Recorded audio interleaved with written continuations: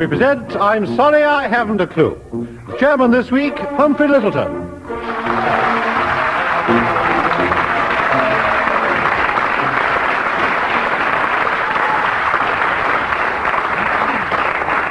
Hello again. Well, this, for want of any mentionable description, is a panel game involving on one side John Cleese and Graham Garden. On the other side, Bill Oddie and Tim Brooke-Taylor.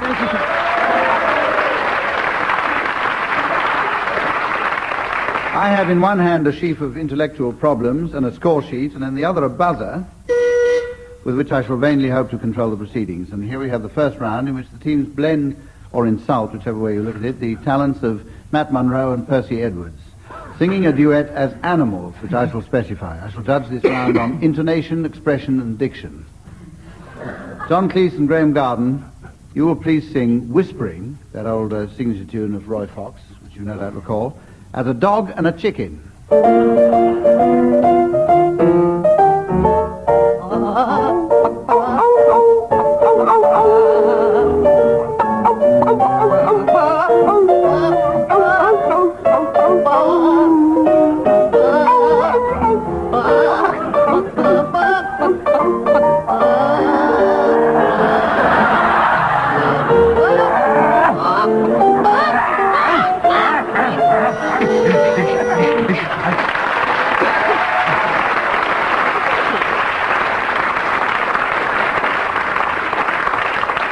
I had to stop that one before John Cleese bit a piece out of the microphone. Bill and Tim, your tune is Tiger Rag, to be sung, please, as a duck and a sheep.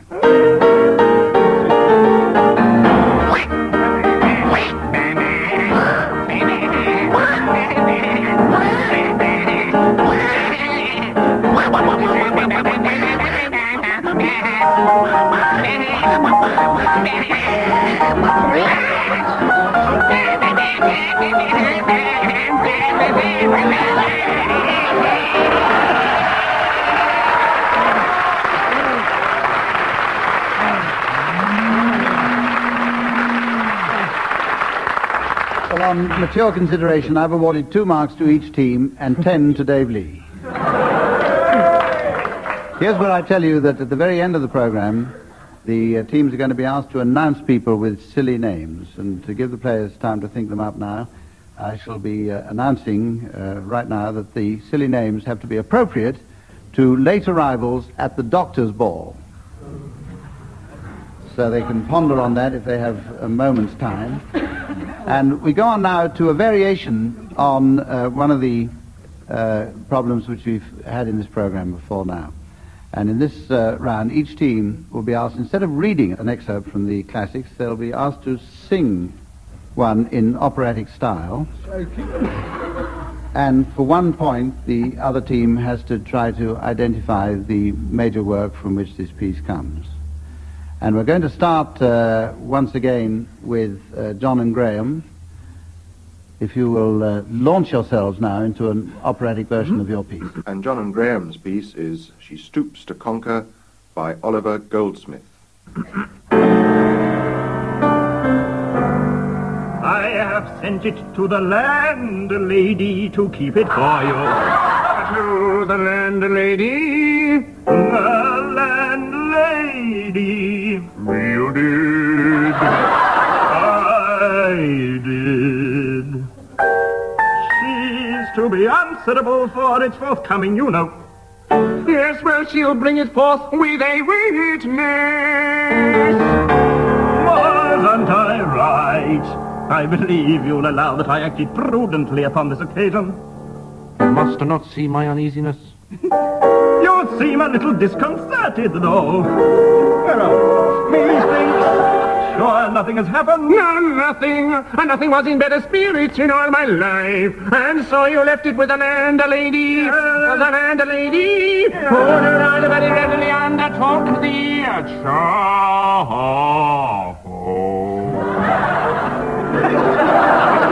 Rather too readily.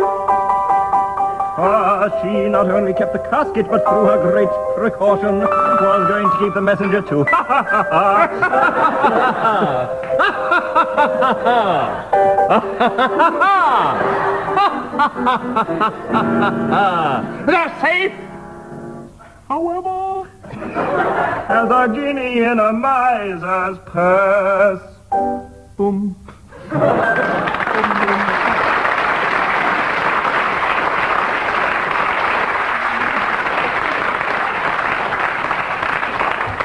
Well, I was expecting a duet. That turned out to be a trio there between John Cleese, Graham Garden and Brenda Guthridge. And for 1 mark now, we asked the opposite team, Bill Oddie and Tim Brooke-Taylor, to identify the work from which that came. Here? I recognised the opera The Landlady, but I didn't get... Yeah, right. Who wrote that? Puccini's Landlady? There was a rather... No, I think it was She wrote Lady's all this mother-in-law, stuff, actually. I would say it was restoration. Yes. Aside from that, which was the clue, there was an aside. Aside, on that, yeah. Now, it's up to Bill, who's got an English degree, to tell me one restoration dramatist. The Landlady, by Sheridan. Yeah? Not Sheridan. Not the Sheridan. Not that Sheridan. Not that one. No. It's not another Sheridan, is it? 5 Bit of an seconds. old chestnut. Can you come up with it in 5 seconds? A bit of an old chestnut. Old chestnut. Jack Conker! She stoops to chestnut.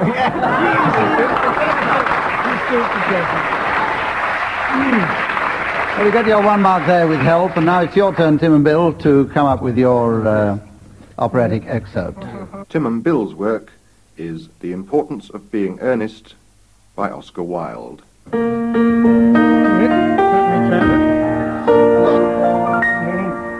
Where have you been since last Thursday?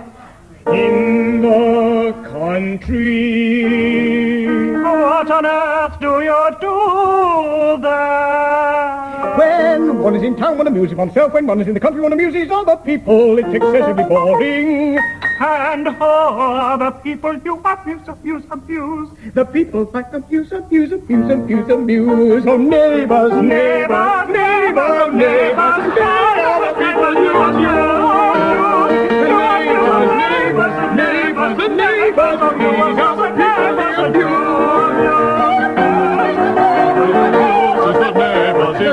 The neighbors abuse, the neighbors all together now. Neighbors, the neighbors, the neighbors, the neighbors, the news is the neighbors, but not the audience.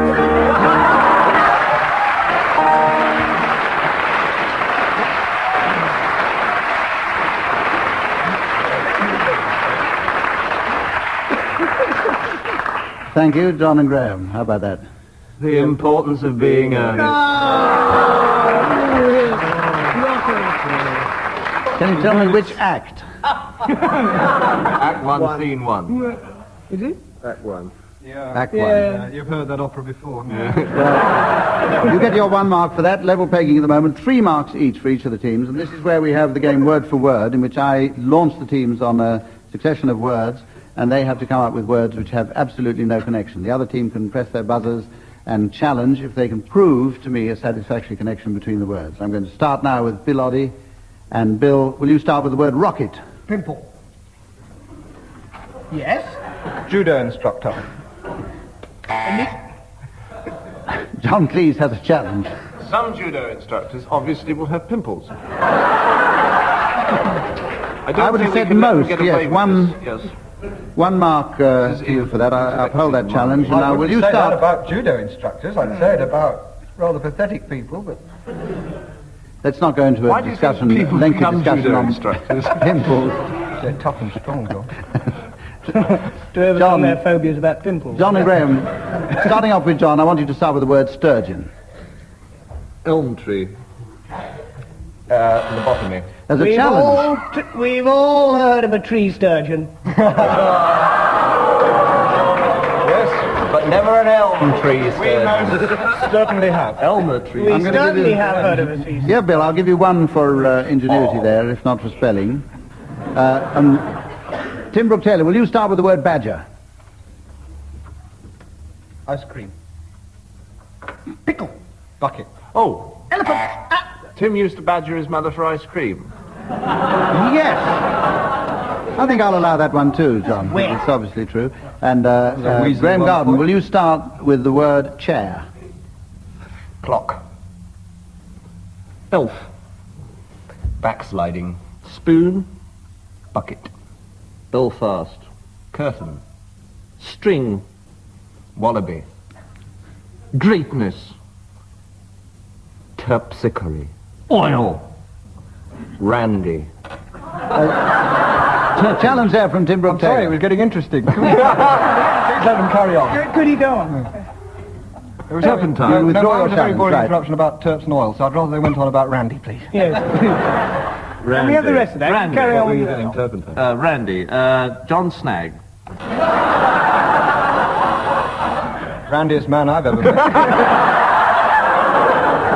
Objection there from Tim Brooke-Taylor, which is disallowed on legal grounds.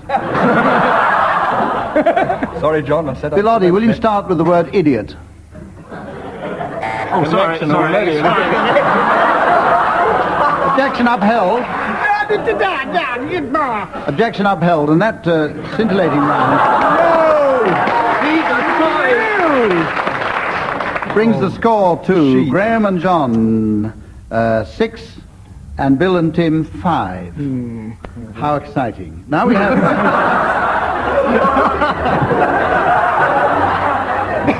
Now we have a musical round, which is the one in which I give each of the teams a subject on which, on this occasion, they have to improvise a 3-line blues singing alternate lines, and this will be judged for appositeness and ethnic feel.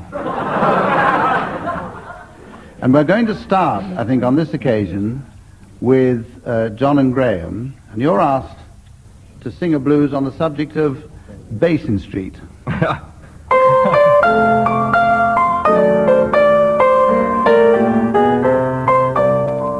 I woke up this morning. I've been dreaming about Basin Street. Oh, yeah. Only because I had such a terrible pain. Where do you have the pain, baby? In my feet. Yeah.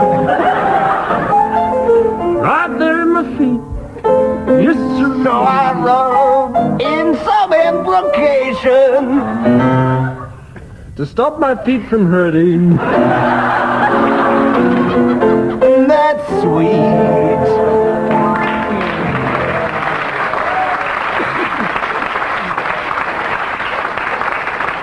Should have David Hatch. I'll reserve my decision on that until I've heard Bill and Tim singing their blues on the subject of mothers-in-law.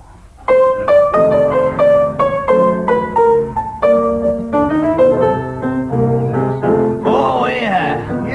Maybe you tell more about mother-in-law. I'll tell you about my mother-in-law. You tell her. Ah, yeah, baby. Tell me about mother-in-law. I woke up one morning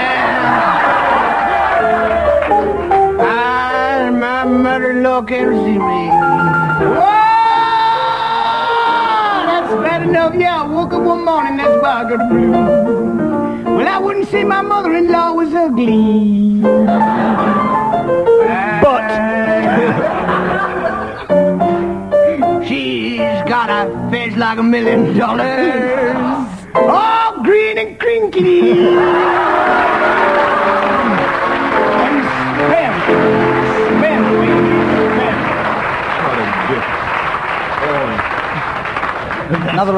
Another round of those coming up, and we'd like one from you, John and Graham, on the subject of brain surgery.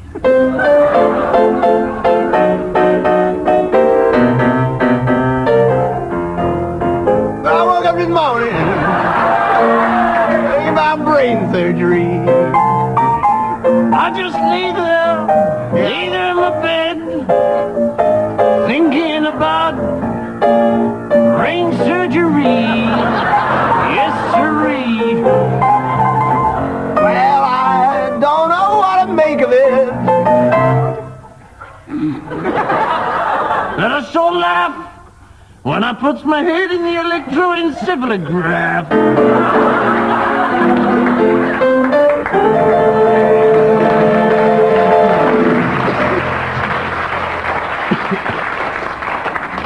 And one from Bill and Tim, please, on the boat race. All right, it's called a boat race blues. Everybody join in the chorus when we make a nice easy rhyme, Dad. Well, I woke up this morning. About 10 o'clock, I had a smile on my face. Yes, I did have a smile on my face. Here's a novelty. You woke up this morning. I woke up. I did too, and I went down to see the boat race. Oh, that's convenient. That's what we're singing about. Oh, really? Yeah. And I picked up an oar. And took her back to my place.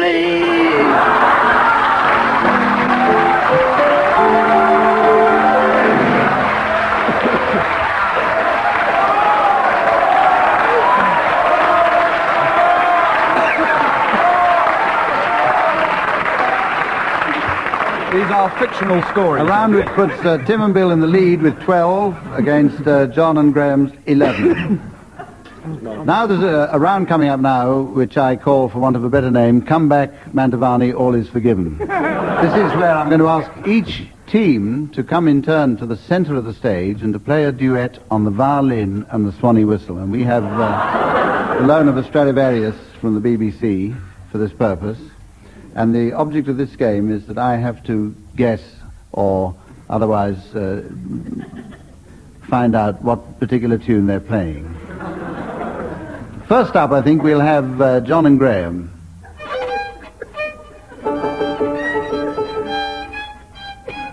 Have you started yet? It's finished.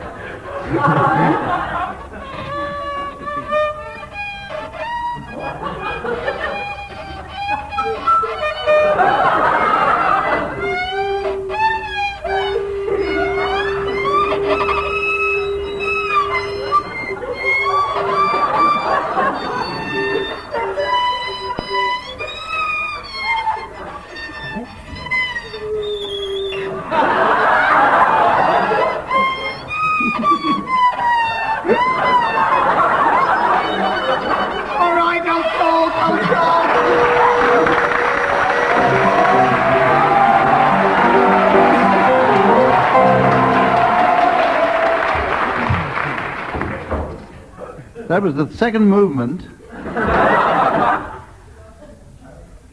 of a piece called Silent Night, and I wish it was, right? Oh, very good. I'm going to give them 2 marks for making that recognizable. Strings on it. Good God. Well, he's bust one. There were 3 when we started. Can't be expected to play with 2 strings. No. Bill Oddie and Tim Brooke-Taylor. 1, 2, 1, 2, 3, 4.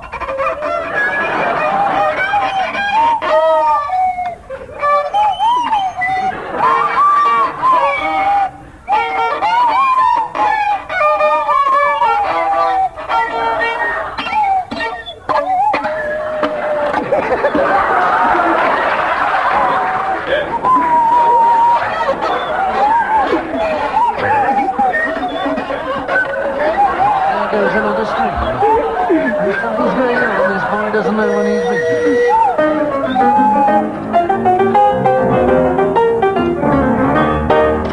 We got it. Thank you, Stefan Grappelli. I'm a bit dubious about this one. I've got to put down 1 or 2 selections. No, don't do it again, please. Nola? No. No mark. Beethoven's Pastoral? Mersey Dotes? Closer. I still can't get it. It was actually The Beatles. the Beatles from me to you. And you can keep it. Right, well, that puts John and Graham now in the lead, 13 to Tim and Bill's 12. And we hurry on to the round of impersonations, in which one member from each team is asked to impersonate a well-known person, impersonating another well-known person, reciting a nursery rhyme. We're going to start this occasion with John Cleese, who's going to be asked to impersonate Jimmy Clitheroe, impersonating Alan Wicker, reciting 4 and 20 Blackbirds. Hello, fish face. Just tuning up. Sing a song of sixpence, a pocket full of what? Rye, bourbon, champagne. Who would have expected to find here in this Caribbean island 4 and 20 blackbirds baked in a pie? Hello, fish face. Go away. And when the pie was opened, the local parliament was quite surprised to discover that the birds began to sing. Hello, fish face. Hello, fish face. Hello, fish face. On and on and on. Thank you, and good night.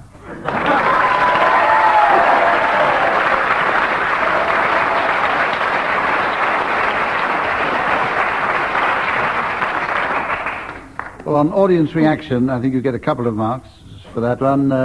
This is where we ask Tim Brooke-Taylor now to do his impersonation of Lady Bracknell, impersonating Long John Silver, reciting Ride a Cock Horse. Easy. After you, John. Thank you, ma'am. Ride a cart horse to Banbury Cross, and I'm very cross at the moment. To see a fine lady upon a white horse. She'll have something on her fingers and something on her toes. And she shall have music wherever she goes, and I go. Thank you.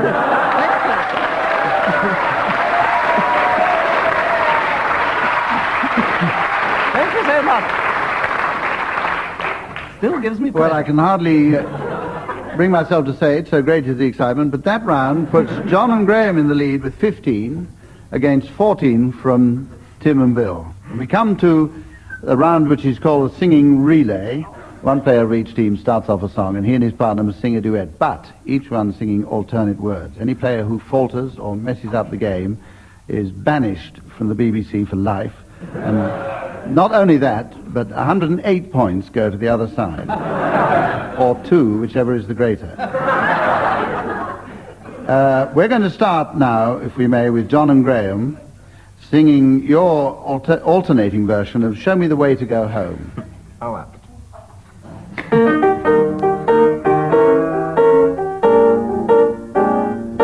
Show me the way to go home.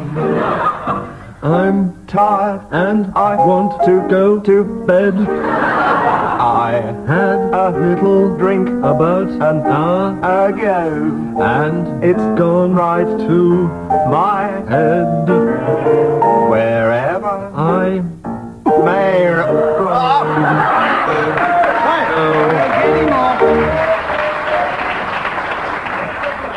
We'll give you 6 out of 108 for that. Bill and Tim, you're going to be asked to sing your alternating version of the Woodpecker song. Ha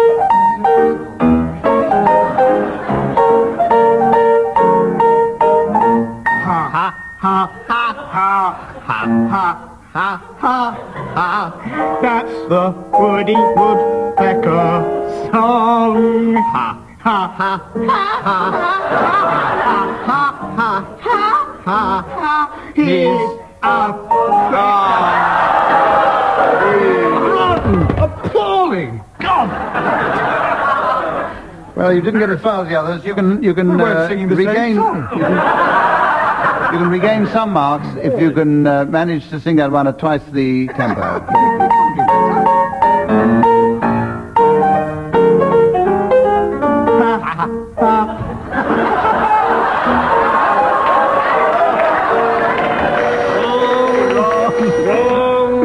Bill Oddie and the late Tim Brooke-Taylor, surprisingly enough, putting themselves in the lead there with a score of 22 over John and Graham's 21. You have a chance now to make up the score, because this is where we come to the time when I ask the teams in turn to announce the late arrivals at the Doctor's Ball.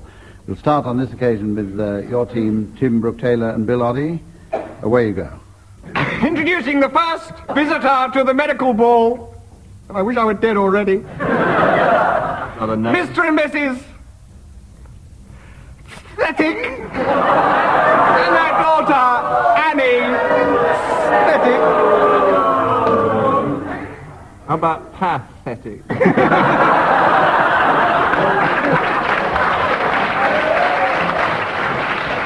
John, please. Pathetic. Mr. and Mrs. Dinderhead and their son, Carl Dinderhead. The next arrival at the doctor's ball from the north of England with a northern accent. Uncle Biotic and Antibiotic. Graham? Mr. and Mrs. Ake and their son, Tommy Ake. And a late arrival, Mr. and Mrs. Sillin and their daughter, Penelope. Penelope. So familiar. Penny. Any advance on Any more? Penelope Silly? Mr. and Mrs. Owen Agnosis. And their son, Emrys Agnosis. Closely followed by a couple from Africa. Except that their son's been anglicised a bit, educated at Oxford. Mr. and Mrs. Nicological Ward and their son, Guy Nicological Ward. This is where And I have also, from last week, Farmer Giles and his chicken pox.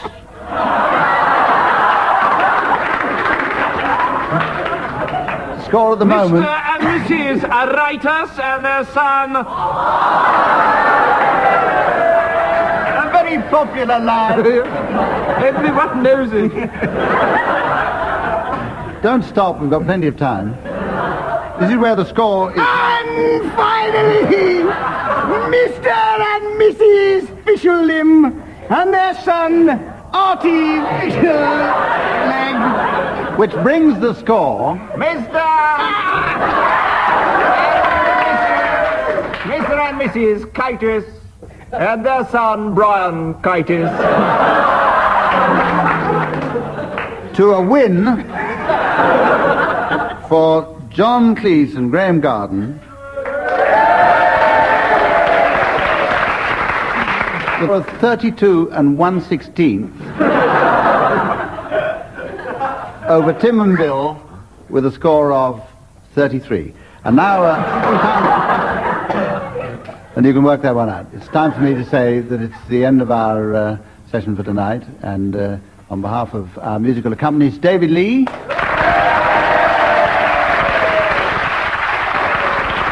John Cleese and Graham Garden,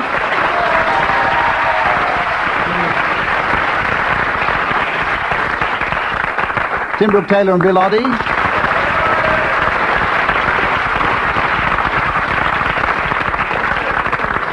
and me, Geographer and their son, Raymond. I like that. and me, Humphrey. I'm now going on a 6-month holiday, Lyttelton. Goodbye now.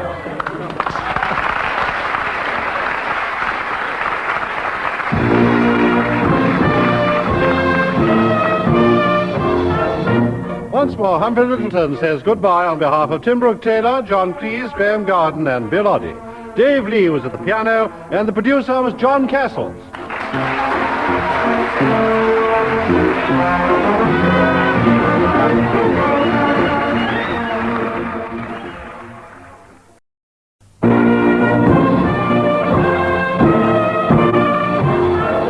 We present I'm Sorry I Haven't a Clue, and your chairman tonight, Barry Cryer.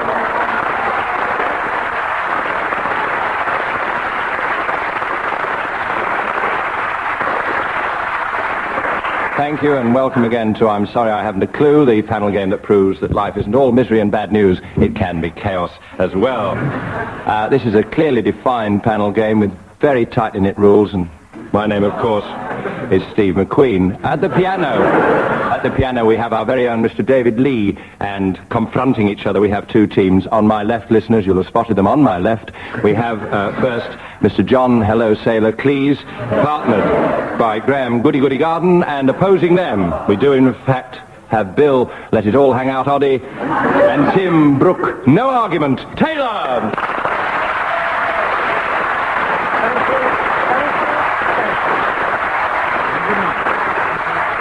Let us plunge, gentlemen, into the morass of the game with the first round, which is rather evocatively entitled The Singing Sprint. A member of each team will be asked to sing a song as fast as he possibly can, and then a member of the opposing team will then endeavour to sing the same song even faster. The first contestant will, in fact, be Mr. Tim Brooke-Taylor, who is going to endeavour to sing Gilly Gilly Ossenpfeffer Katzenellenbogen by the Sea, the well-known firm of solicitors. Tim, see how fast you can sing the aforesaid David Lee poised at the keyboard.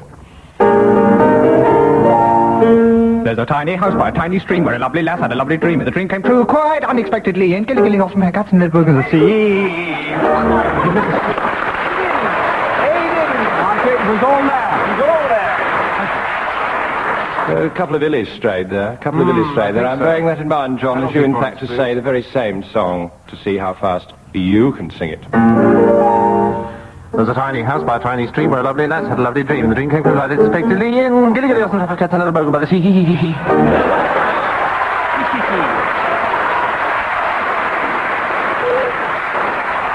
John took long, Tim dropped 2 illies. I'll call that 2 points all, and we in fact now go to Mr. Bill Oddie, who's going to essay that wonderful song from the film starring the immortal Eamon Andrews. The song is Do, Re, Mi. Bill, please.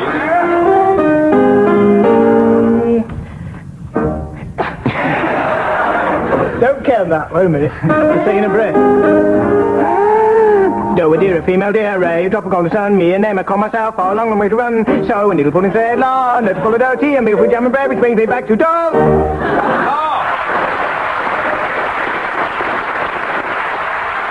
I made that about 6 seconds, 6-ish. Graham Garden, would you do likewise?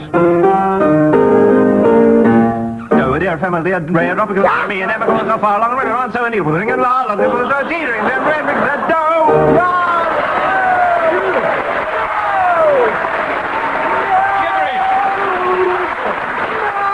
Objection by Mr. Tim Brooke-Taylor. Dear. Pardon? Femel dear. A femel deer. Yeah. I'm going to make that a draw. I'm going to make the whole round a draw. 4 all. Too much gibberish about. The next thing I have to do is to set up something that the teams are going to do later in the programme. You'll keep listening. Late arrivals. We want the names, gentlemen, of rather silly people, or the silly names of people who are going to arrive at a certain function. Would you think of some silly people who are going to arrive late at the musicians' ball? The musicians' ball. And we'll be coming back to that later in the programme. In the next round was going to be on current affairs, but none of the teams had ever had an affair with a current. Please, you're not kind enough. This round is called tag wrestling, I should explain.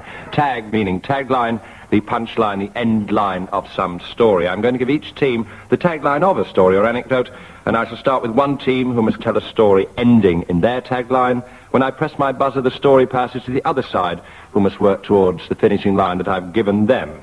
The winning team is the one who reaches their tagline first. Tim and Bill, your tagline. Suddenly the moon came up over Bangkok. Suddenly the moon came up over Bangkok, and Dr. Muller closed his diary for the last time.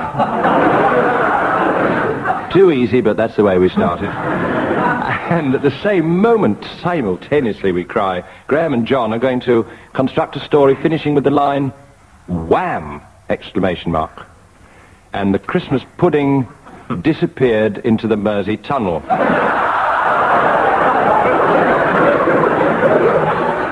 I'm going to recapitulate. They can't touch you for it. The Tim and Bill story finishes, suddenly the moon came up over Bangkok and Dr. Muller closed his diary for the last time. Graham and John's story, wham, and the Christmas pudding disappeared into the Mersey Tunnel. There's a sort of 10-second-ish air about this, but we will in fact start with Mr. Bill Oddie. The scene, Bangkok, India. The chief character, Bangkok isn't in India. Well, there is a Bangkok in India, actually, and that's where... Don't distract me. John Cleese. Meanwhile, several thousand miles away, while listening to news of the events in Bangkok, Tim Brooke-Taylor. And the events that were happening in Bangkok that they were listening to was of Dr. Muller, who had... Graham Garden. recently died.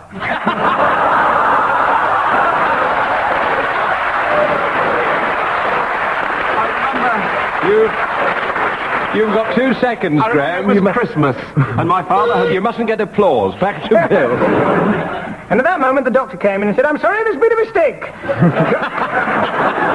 Dr. Muller is by no means dead. Dying, yes. John, But please. there is a phone call from him from his famous footballing son Muller of Bayern Munich, who only this evening are playing Liverpool at Anfield. Tim Brooke-Taylor. But I digress, he said. At that moment, Dr. Muller, newly awakened from the dead, picked up his diary... Graham Garden. Dropped dead. But his son, playing at Anfield, popped into our house to have a slice of Christmas pudding. And said, do you mind if I turn on the television for a few minutes? He turned on the television, what should he see but Dr. Muller? A film of him, dead he was, but... At that moment, the Christmas pudding was dropped. Muller, falling forwards from the shock of seeing his father on the television, stuck it with his head and wham!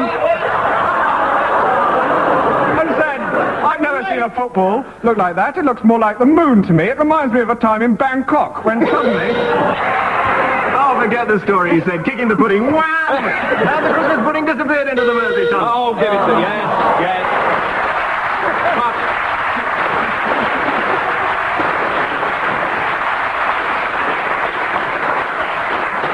Graham and John 2-0, but we've got to do that again. We've got to give Tim and Bill a chance to save a revenge.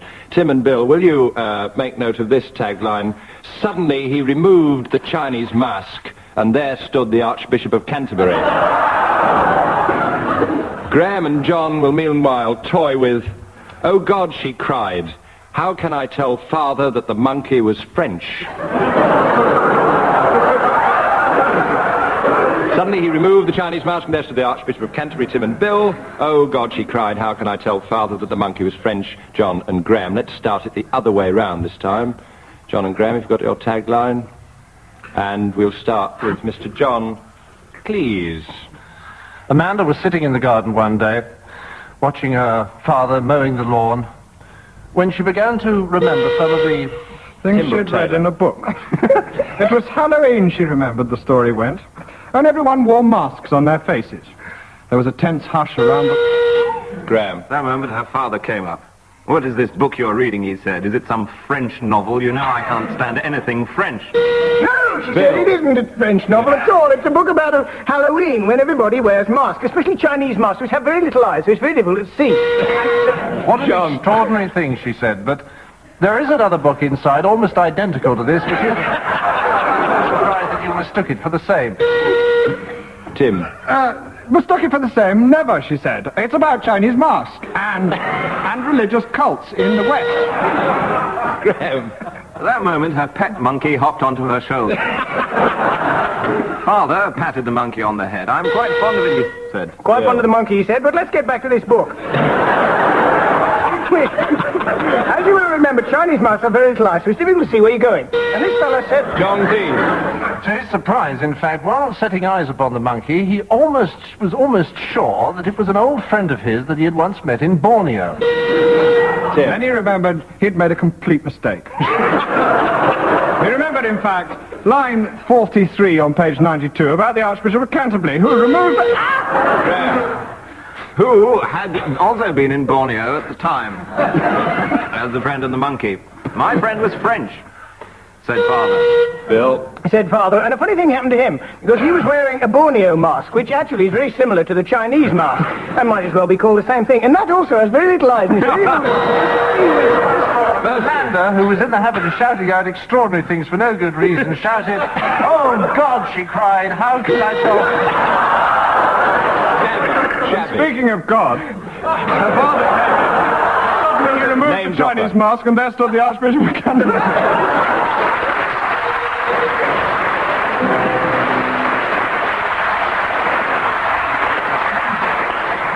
Tim and Bill 3-0. The hardback will be published in the autumn. And now we move to the next round.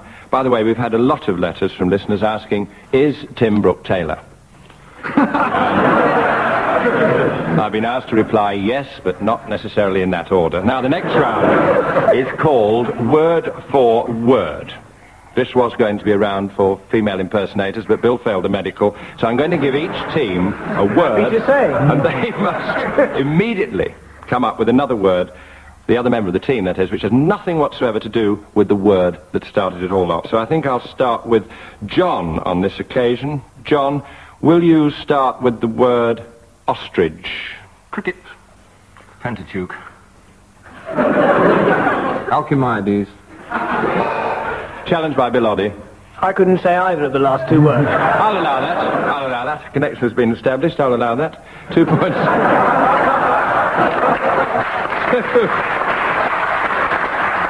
Let's leave home to the other team, and I'll say to Tim Brooke-Taylor on this occasion, Tim, I'll say earring. Horse. Jack. Lever. Pie. Jack Lever used to open the bowling for Oh, the goodness of it. Past that. 2 points, John, please. Graham Garden. Pterodactyl. Parsley. Grange. Overture. Spoke. Light. Elm. Sorry. Challenged by Tim Brooke-Taylor. Were you sitting on it? I couldn't notice. I regret it, whatever it was. Yes, indeed. I think they should carry on. 40 points. One for charity. Now. But in fact, we will, let's leap back to Bill Oddie with the word nib. Lemming. Clock. Bat. Elephant's foot umbrella stand. Groan. Challenged by Mr. John, please. Could never have a foot if it hadn't grown. Excellent. The power of that connection astonishes me. Let's go to John Cleese with the word wrist. A wrist. Wrist. Stoat. Water. Pachyderm.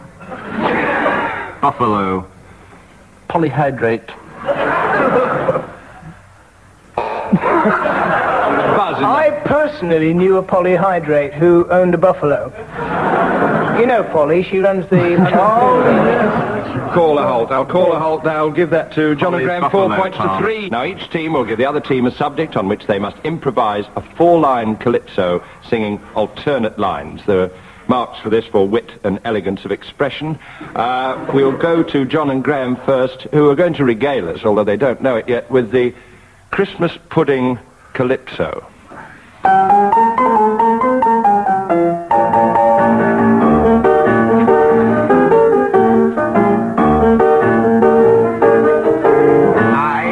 A shock on Christmas Day.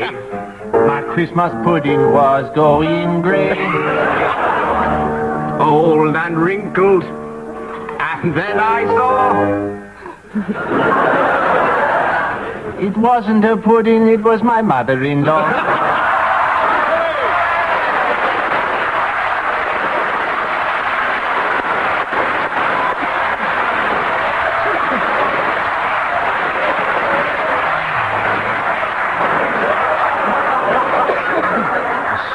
Of cold porter spinning. And now we go to Tim and Bill, and they're going to give us, as they suddenly discover, the show jumping calypso. I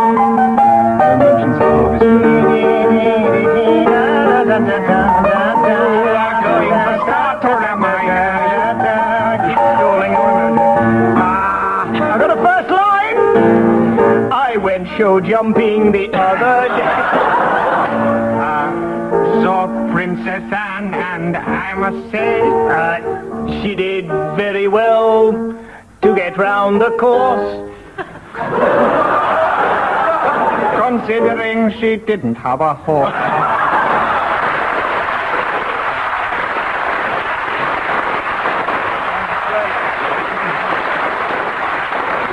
Give the age to John and Graham there, 3-2. We go to the next round, which is called Sculpt the Sardine or Carry On Singing.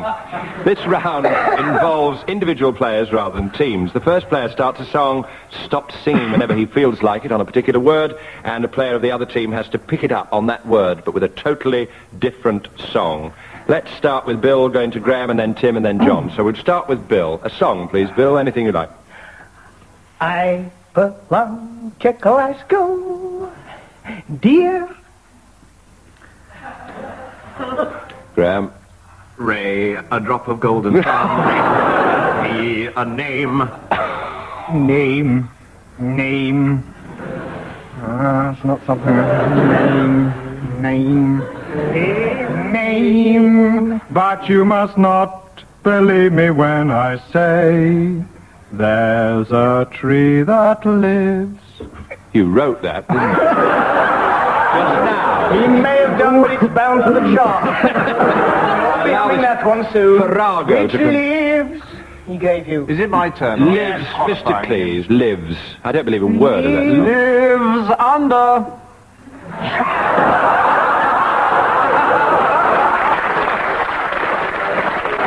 Neath the arching, I dream my dreams away. Down yonder in New Orleans, in the land. It's Jim. my land. This land is your land. You'd never be an estate agent. For the bell of freedom. Or freedom. Abysmal. They've just lost their independence. Well, if they challenge us, we can go on. Let's Freedom call comes, the whole thing. freedom Let's start goes. with Graham. We win. Thank you. We win. The end of the contest. Graham, start a song. Retired. Lash them with a song, Graham. Promises. Do you know that one? I don't know any songs. Promises. Come on, you know it. Oh, the Camptown ladies sing this song. Song, I'm about to sing a song. You don't have to, it's my go. Oh, is it? No, it isn't. No, it isn't. Song in my heart. Heart. Twice? I was helping you out. I won't ever again. Hearts, the herald angels. You have to sing. me, I don't like Sing something simple. Simple, Graham. Simple. Simon. Prompting. You threw your voice, Graham. Met. They all met by moonlight, but that isn't a song, is it? No, met. I'll hoot you there, Tim, and I'm going to make Mr. John Cleese, in fact, start a song, a real one this time, by way of a novelty, and stop at a particular word from your vast repertoire, Mr. Cleese. We'll honor you at the school we knew, the best school of all. We'll honor you at the school we knew till the last bell call. For happy days and holidays and sad and melancholy days. They were great. Nearly the term ended, isn't it? Great balls of fire! Yes! Fire to Graham Glenn. Fire down below. Below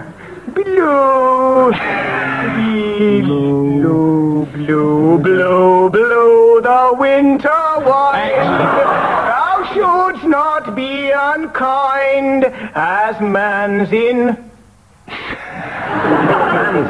Man's in. Gilly, Ossen, Cats. Bogan was Bogan. Oh, no, I won't allow Bogan. I'll allow C. Bye. All right, bye. I'll allow bye. by the light of the silvery moon. Moon. That can't be. The moon river, wider than a mile. Mile. My old man said follow My old man said follow the caravan. Just... And don't dilly-dally on the way. Down upon the Swanee. I'm going to make How I love you, how I love you, my dear old Swanee. Neat. Swanee. There isn't another, is there? Swanee, those songs that... No! I'll call a halt there. I'm going to declare the whole round as a win to Tim and Bill. Tim and Bill. And in fact, gentlemen, you are locked in combat yet again with our tag wrestling part two, in which we do as before, we give each of the teams the final line of the story, and then they've got...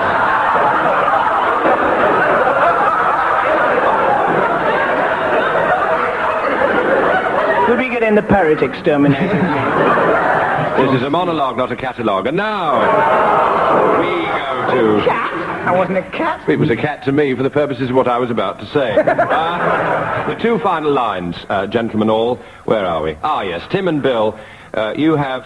So, monsieur, the dentist smiled and squeezed the trigger on his left boot. So,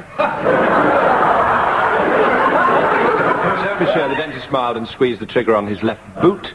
And John and Graham, dada, gurgled the Spanish tot. And then the trampoline collapsed. So, monsieur, the dentist smiled and squeezed the trigger on his left boot.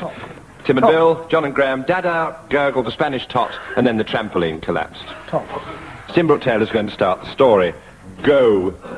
Bonjour. No, not bonjour. Bonjour, said Edward Heath. Bonjour, said the dentist, as the monsieur came into his dentistry. I have here a bottle of whiskey. Would you like a tot? Certainly. Satisfaction. Bill. Well, yes, I would like a tot, said the dentist. Well, you can't have one because there's no drinking in the surgery. Especially... John. But we could pop outside and go to the circus where there are some fascinating acts going on. So they strolled out from the... From the surgery and headed for the circus. Unfortunately, they found it wasn't in town that day, so they returned to the circus. Graham. The dentist said, when I offered you a tot just then, of course, I wasn't referring to whiskey, but to this charming Spanish child. which has absolutely nothing to do with this story. In fact, back at the dentist's surgery, which was, of course, in Paris, a spy came. John. What was the last thing you said? A spy came. A spy came? A spy came. And said, the circus is on its... The what? I hooted. I didn't let him speak. Oh, he didn't let him. He said, sit down in this chair, monsieur, and I will try and open your mouth. Ah, your mouth isn't opening, so let me put my left boot in there to keep it open. Certainly not. Come in. How do you do, sir? I just came to tell you the circus is in town. Yes, and the dentist said, but before you go to the circus, you better have your teeth done. So, so that you won't feel the pain, I want you to sew something. Sorry, So.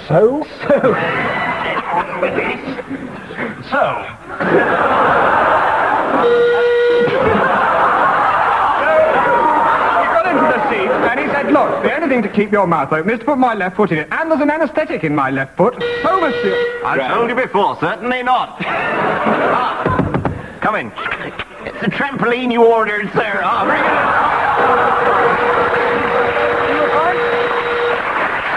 You'll find it a great deal more comfortable. You won't feel a thing if you lie on the trampoline and sew this button on my shirt, which will relax you. And then I can... So, I shall give you this... This is all very surrealist, the dentist said. No, it's Dada, gurgled the Spanish tot, and then the trampoline collapsed. A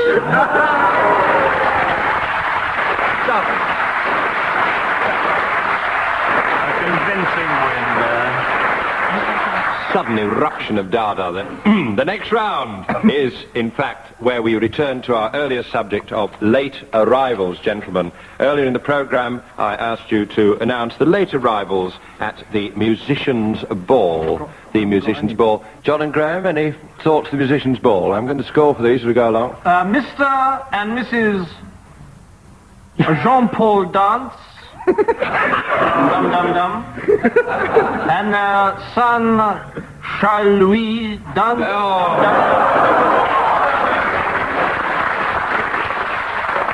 Another arrival at the Musicians' Ball. Mr. and Mrs. Trick Guitar and their son Alec. Too off. Mr. and Mrs. Bumps-a-Daisy and their son Hans and Hans' niece and Bumps-a-Daisy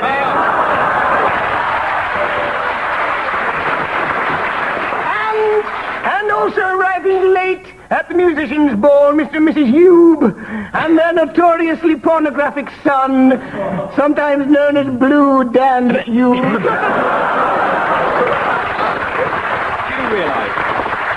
Do you realise what's happened? We've just pulled up to a draw. I know you're going to do more of these. I announced the result of the competition a draw. Going on, I knew they would. Late it's arrival. 28 all to both teams. John, Mr. and Mrs. Tree Two-Step and their daughter Millie Tree Two-Step.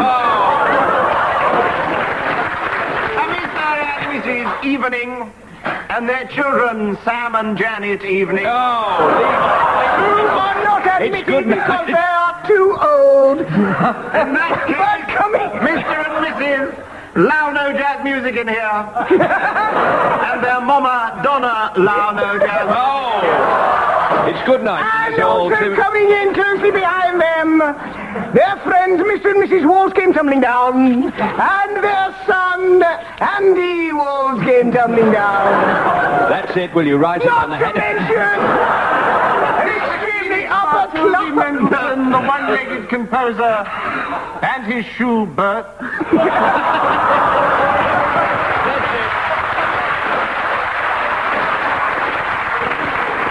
So it's good night from John and Graham, Tim and Bill. Mr. and Mrs. Lynn and their daughter Mandy Lynn. And a very posh family, Mr. and Mrs. Court Orchestra and their daughter Palm Court Orchestra. Mr. and Mrs. Logan and their son Barry Logan. Mr. and Mrs. Doctors Batten and their son Doctors Batten. Mr. and Mrs. Organ and their son Hammond. Mr. and Mrs. Bear's Picnic. That's it. Good night, all. Good night. That's it. Definitely. Round of applause.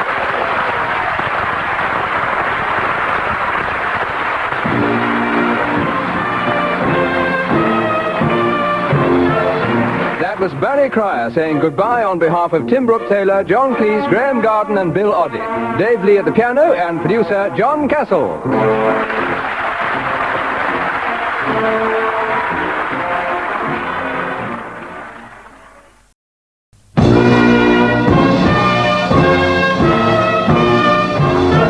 We present I'm Sorry I Haven't a Clue, and your chairman tonight, Barry Cryer.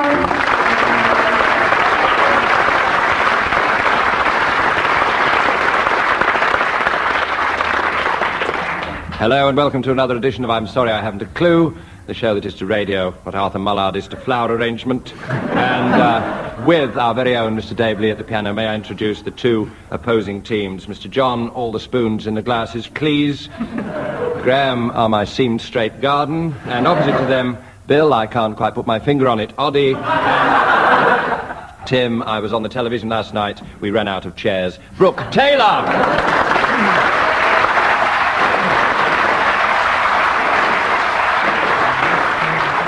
Let us plunge headlong into the first round, gentlemen. The first round is our singing musical, not that those are necessarily relevant, singing relay. In this round, one of the players of each team starts off a song, and he and his partner must sing a duet, but each singing alternate words. Any player who falters or messes up our game is declared soppy, and several points go to the other side. I think we'll start picking up the lyrics. Let's start with John and Graham. The song in question is Roses of Picardy. We have to do this, don't we? Roses are shining in Picardy, in the hush of the silver dew. Roses are flowering in Picardy, but there's never a rose like you. And the roses will die with the summertime, and our roads may fall apart, but there's one rose that dies not in Picardy. 'Tis the rose that I keep in my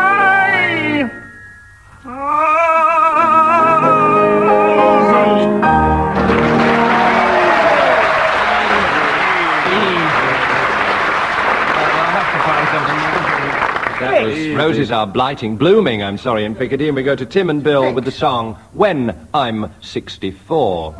When I get older, losing my hair many years from now, will you still be sending me a Valentine birthday greetings bottle of wine? If I'd been out 2:45, would you lock the door? Will you still need me? Will you still need me when I'm 60?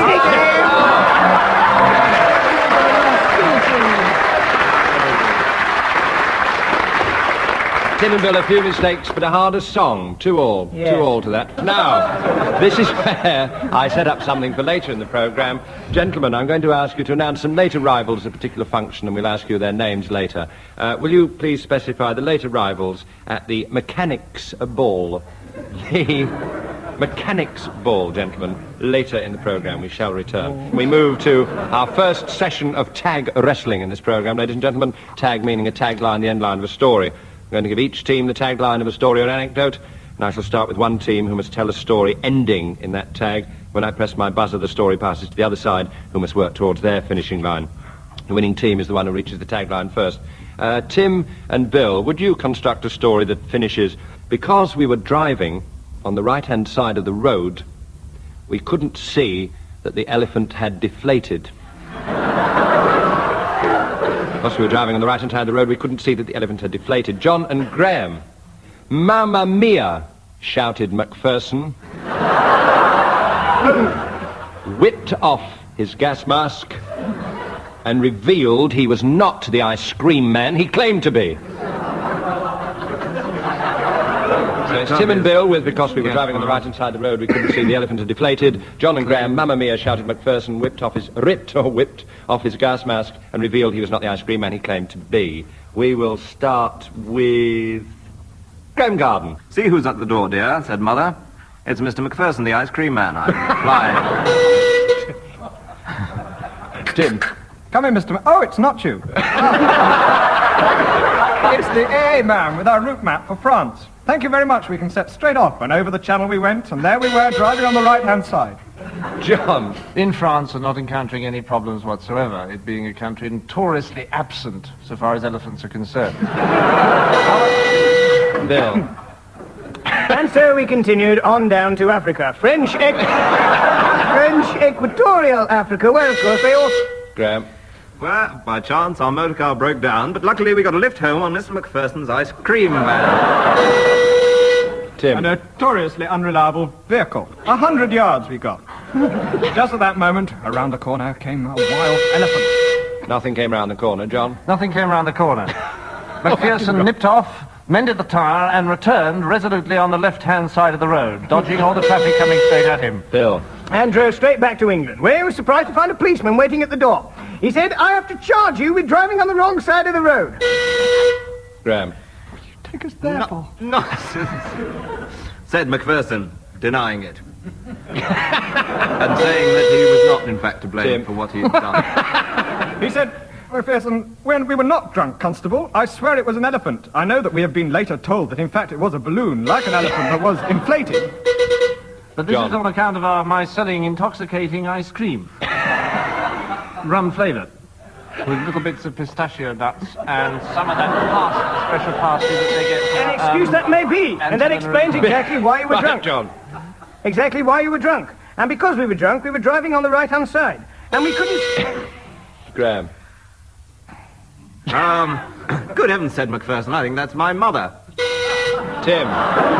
No, said his wife, it's an inflatable elephant. At that moment, Constable...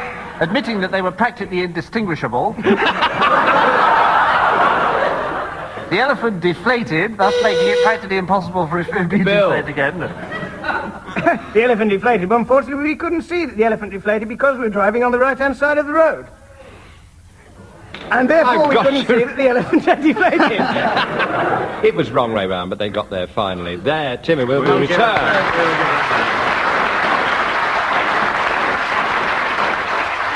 It was a gat rather than a tag at that moment, but we will return to tag wrestling in a moment, and we in fact move to our next round, which is limericks. Limerick time.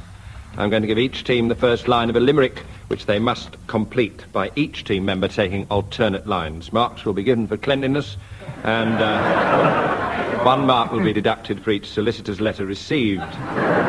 Let's start with Tim and Bill. Tim and Bill. There was an old man with a stutter. There was an old man with a stutter. Are you ready? Are you ready? Yes, with a stutter. Who massaged his larynx with... margarine. He oiled his false teeth. And to his relief... he found he could talk so much butter.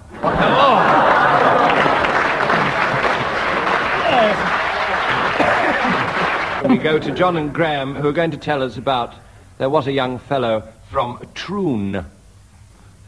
There was a young fellow from Troon. There was a young fellow from... Troon? Yes, I'll allow that, yes. Who sat down one day on a spoon. He said, that's so nice. But I won't do it twice. And never again is too soon. Oh, mellifluous. It's an interesting concept. 2 points for that. Let's have another one from Tim and Bill. There once was a tractor called Bert. There once was a tractor called Bert. There once was a tractor called Bert. Get away. Who pulled a cart over the dirt. He went over some furrows. And 12 rabbit burrows. And said, oh, God, blimey, that hurt.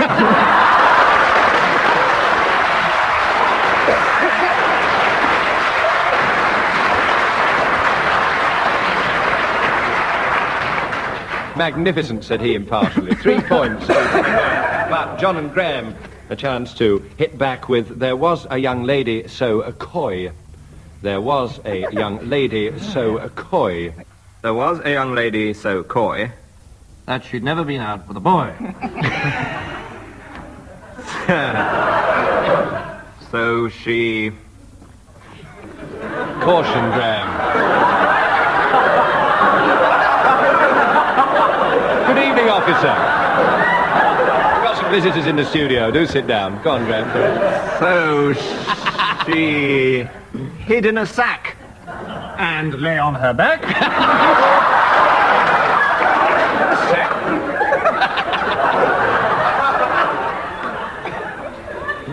A most unsatisfactory ploy.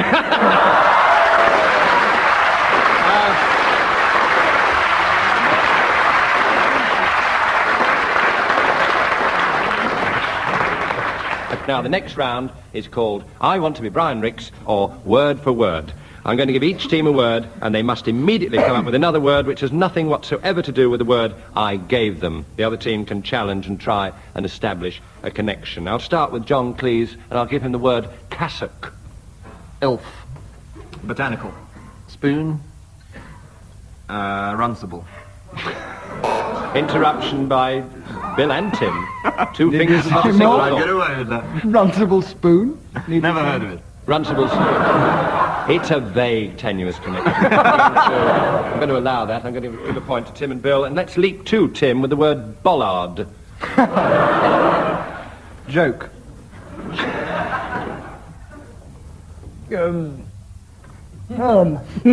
Catherine wheel. Pie. Hassock. Stoat. Cathedral. Bush baby. Fire engine. Gnu. Neanderthal man. Odd. Challenged by Graham Connection Garden. between GNU and Neanderthal man. From the spelling. Not allowing that. No. That's two points to Tim and Bill for silliness. Now, Graham, here's another punishment. Your word crypt. Artichoke. Polyandry. Muscle. Adidocokinetic. Epoxy resin. Salt. Interruption by Bilotti. It's maybe an old wives' tale, but I was always told that if you do have epoxy resin, salt is a very good remedy. I'd heard that, An old Bill. wives' tale and you get no mark. No. I'd heard that too, Bill. Bill and I have shared the same old wife for quite some time.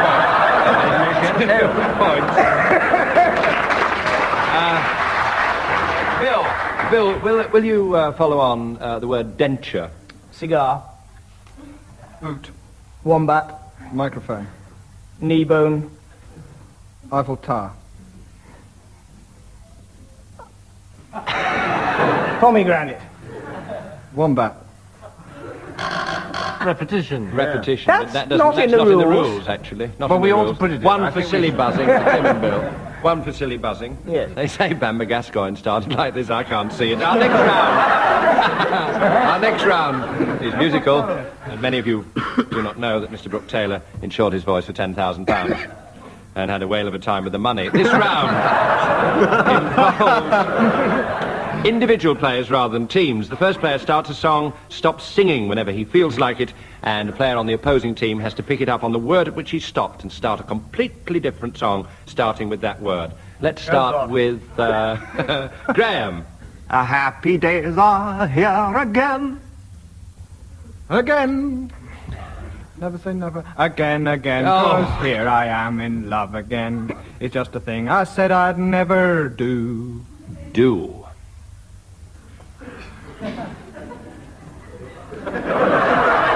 Do a deer, a field. Ray, a little piece of fish. Stingray. Had a sting in the toe. No. I want to start another song immediately. I feel rather ill. I want to start another song with Bill Oddie, please. Got hiccups. This is a repeat. Sorry. When I see me till I see coming through the rye. Rye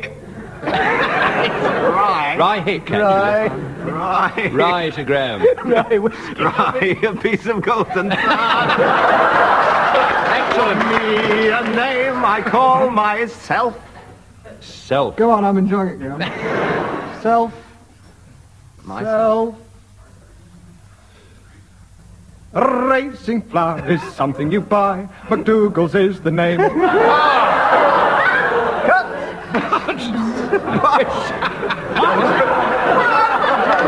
You've just written that and it'll make a fortune. I'm going to disqualify that. Mr. John Cleese. Mr. John Cleese will now sing a song, stopping, hopefully. At a word. That's a word. At a word. The only one I know is my old school song. Part two. We enjoyed it very Happy much. days and holidays and sad and melancholy days. They were great days and... That's an easy one. And And if you tell her, and if you Tell them, and I'm certainly going to tell them. You tell them, that, that you're the boy whose wife someday. That can't be right. But the girl whose husband someday I'll be. Be, Graham.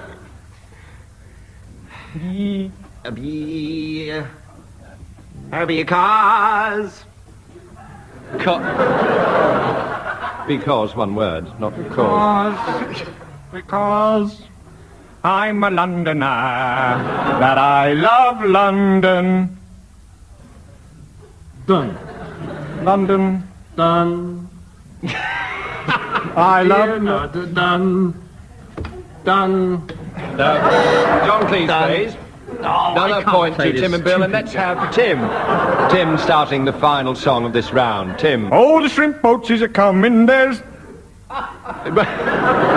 You didn't stop. There's. He didn't know the next word. No, he didn't.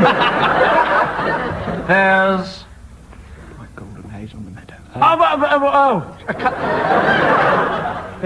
There's a rainbow round my shoulder. That's enough. Shoulder. Over my shoulder. Goes one leg over my shoulder. Two lovely black eyes. What a voice. Surprise! Is that where you left off? Yes. Surprise! Surprise! Surprise! You're dickering and dockering, Tim. I am what? Surprise! Hoot. Surprise! Open the oyster shell. Just 4-3 to John and Graham. Let's leap on to Tag Wrestling Part 2, in which, as before, each team will be given a tagline of a story and make their separate ways towards it. Let's change the order of giving taglines. Swap it round a bit. John and Graham, your tagline: the rose fell off the duck's hat, and we all went home early. I'm sorry, so we all went home early. I think that's more interesting. The rose fell off the duck's hat, so we all went home early. And Tim and Bill, will you work towards hooray, shouted the girls. And Arthur Negus did a dance. So it's the rose fell off the duck's hat, so we all went home early, for John and Graham, and Tim and Bill, hooray, shouted the girls, and Arthur Negus did a dance. Tim and Bill, will you start your story, please? Well, said Arthur Negus, using another voice from the usual. This is an interesting little clock here. I see it has little figures. John, please. Clock, it's in the form of a duck. I've never seen one like this in my whole life. And look here, on the top of this clock is a sort of hat. Bill. And he handed the duck with the rose on top of its hat to the next contestant, who unfortunately dropped it and smashed it into smithereens. Not to worry, said Arthur. I'll mend it in a jiffy, and he did. And incidentally, he said... Tim. He said, I feel like a bit of duck, net it. And he was then given the next object. And he said, yes, I beg you. But in his haste to identify the next object, I don't know why I'm talking like this because it's not relevant, he omitted to note it's the duck's hat, which was quite indigestible. Bill. And lying on the floor, so he kicked it out of the way and picked up an antique banjo. This, he said, I would like to play, but unfortunately I need a little encouragement. Graham. Nobody was prepared to encourage him very much to play the banjo. And he said, let's go home. And Arthur said, certainly. Tim. And he said to one of the other contestants, what's your name? And he said, Ted Ray. He said, who? He said, Ray. At this moment I walked into the studio, holding the usual rose between my teeth, and placed it on the duck's hat, which was lying underneath Bill. And Arthur said, if you're Ted Ray, I'll do a little dance. Now, what was your name again? Who? And the girls... Sadism, I love it. My name is Irrelevant. Arthur Irrelevant. At that moment, the rose, which was on the duck's hat, the rose... Rose. And he said, who? I'm sorry to be so inquisitive. Ray, shouted the girls. And Arthur Negus did it. Excellent.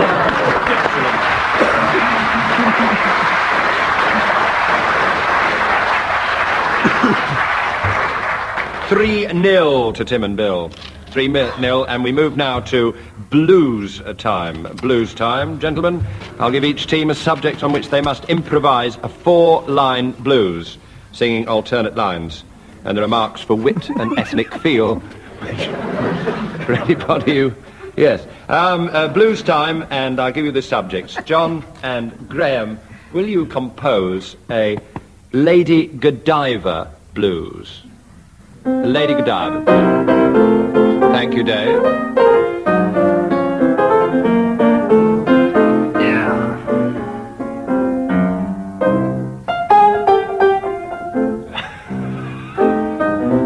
Rhymes with Godiva. Liver. Shriver. Sergeant Shriver. I woke up this morning. I took a look outside. Oh, yes, I did. And there was a lady called Godiva. You don't say. And she was going for a ride. Yeah. No. She was riding side saddle. And my house was on the wrong side.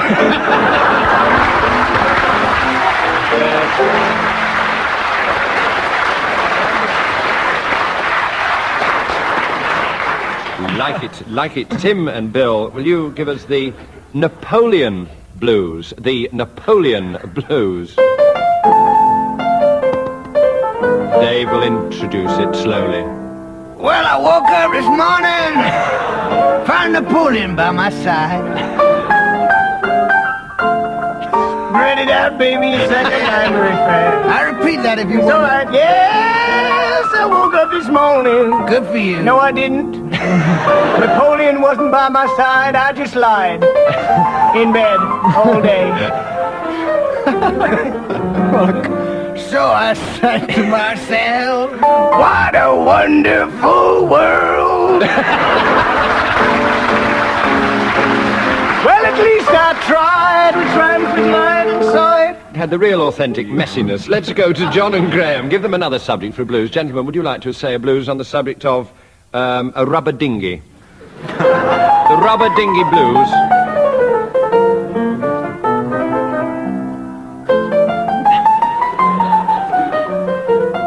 Graham Garden is wearing a very worried expression. Well, I woke up yesterday afternoon and found I was in a dinghy.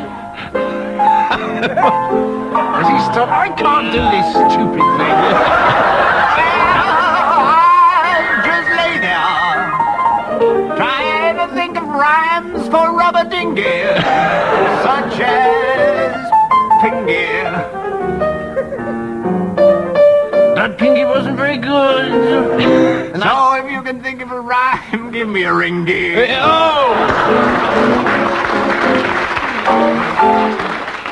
Surging to a triumphant climax, Tim and Bill, the electric toothbrush blues. The electric toothbrush.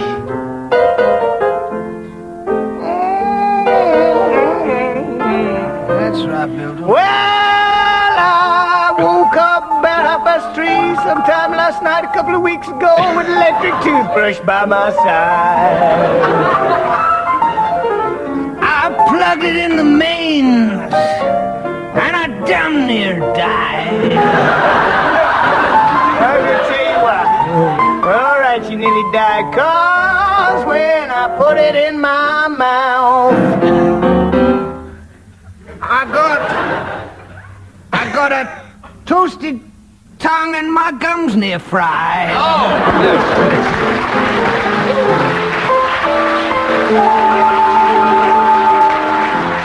Steaming. A 3-0 win there to Tim and Bill, and it's late arrivals time. Gentlemen, we revert to... Look at pain on Mrs. Cleese's face. We revert to our late arrivals at the Mechanics' Ball, gentlemen, starting with John Cleese, who arrived late at the Mechanics' Ball. Mr. and Mrs. Drover and their son, Alan Drover. A Land Rover. Arriving late at the mechanics' ball, Mr. and Mrs. Ing Station and their son, Filling Station. And arriving from Sweden, Oh, yes. Mr. and Mrs. Grease and their son, Axel.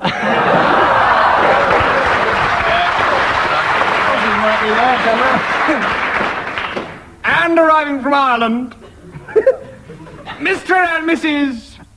Anacle Failure and their son, Mick Anacle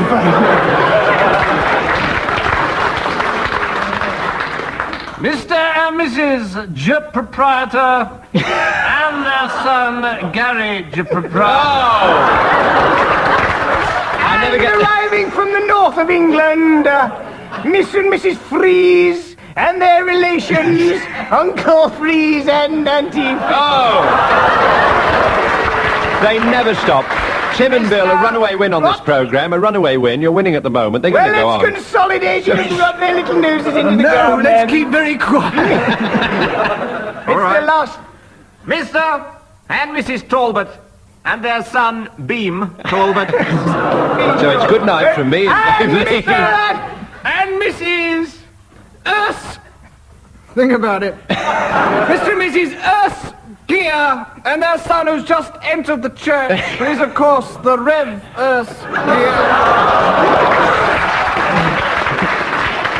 Closely followed by Mr. and Mrs. God and their son, who is so unpopular and unpleasant that his name is Mud God. If you have any ideas, write to me, David Kossoff, BBC, 5 to 10. Not to Corinthians 6 to mention 9. Mr. and Mrs. Iculated Lorry and their son, Art Iculated Lorry. I resign. Good night all from John Cleese, Graham Garden, Screen Wiper Tim Brooke-Taylor and Bill Oddie. son. Wind Screen Wiper.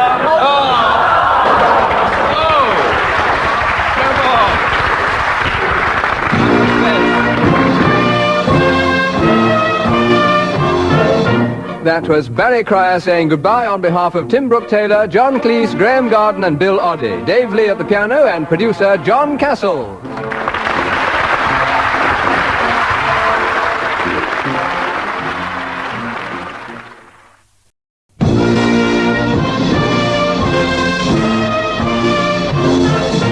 We present I'm Sorry I Haven't a Clue, a panel game. And your chairman this week, Barry Cryer. Hello again. Once again, we're gathered here to perpetrate this monstrous panel game. In the blue corner, Graham, hello, Cheeky Garden, and Joe, hello, Sailor Kendall. Their opponents, Tim Brooke, hello, Taylor, and Bill, goodbye, Oddie. Now, normally, we start with the musical round, and I'm afraid this week is no exception. In this round, ladies and gentlemen, I'm going to ask each team to sing a song, but they'll have to sing it as animals. Can't do it. Can't do it?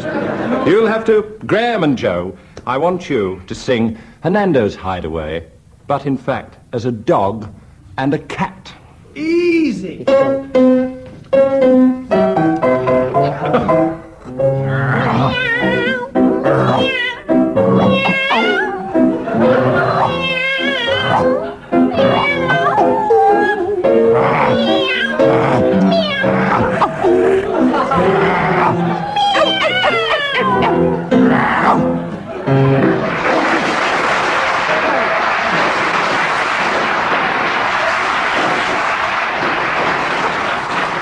Never been so embarrassed in all my life. Well, 2 points. 2 points and a slight dose of mange, and I ask Tim and Bill to sing Volare, but in fact in the roles of an owl and a parrot.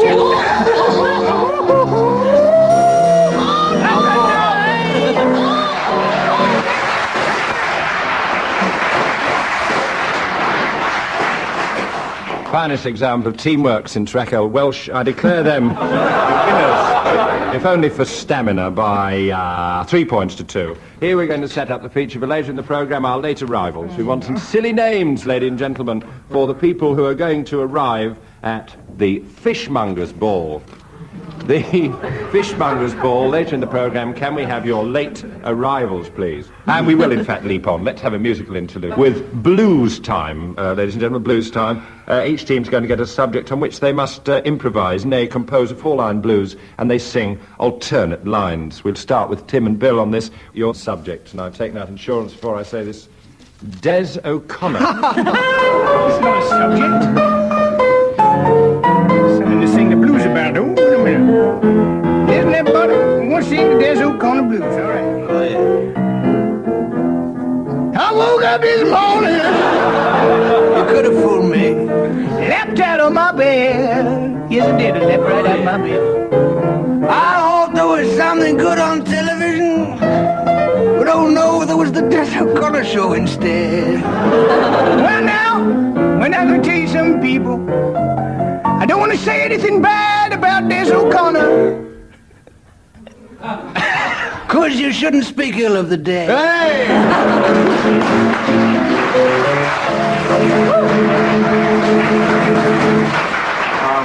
Sorry, Mrs. O'Connor. Des O'Connor in drag has just left the studio.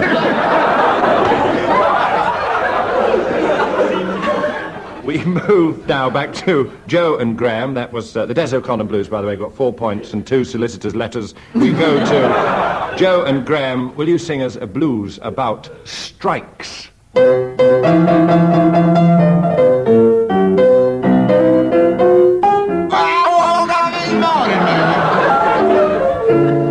Think about the Industrial Relations Bill. Oh, yeah. Yeah.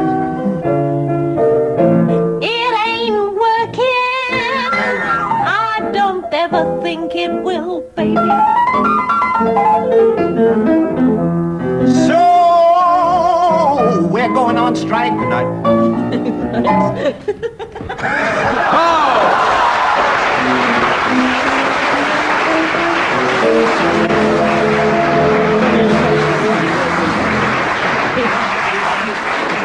For everyone at home, they walked off. Shabby but effective, shabby but effective. You won that round by 1 point, Joe and Graham. We move to misleading readings. Misleading readings, our next round.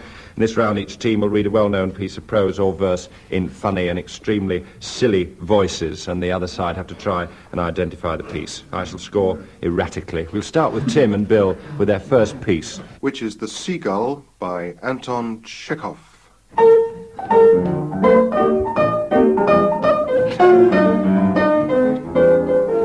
Won't be very nice if someone meets her in the garden and tells Mama. Bring the tea in as well. Here's the thing I was telling you about. This is what you ordered, man. I don't remember. No, I don't remember.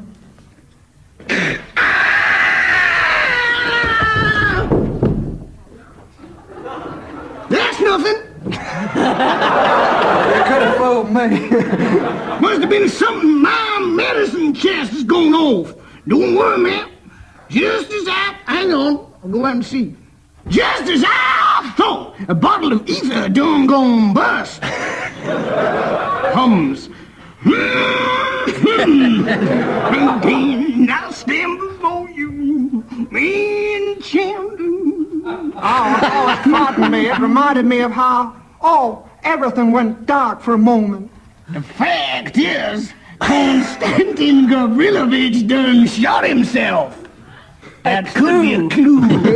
Could be a clue. Konstantin had shot himself at the end of that piece. Ah, yes, you see. And are we surprised? Not a bit. Is it by Chekhov? It is. Is it? No sex, please, we're British. Warm. Chekhov! Seagull. Language, Bill, language. The seagull. The seagull quite The seagull is quite correct. The seagull is quite correct. Oh, I think a resounding 5 points all told for Joe and Graham, and now it's Joe and Graham's turn. With Pygmalion by George Bernard Shaw. Could we please have some Scottish music?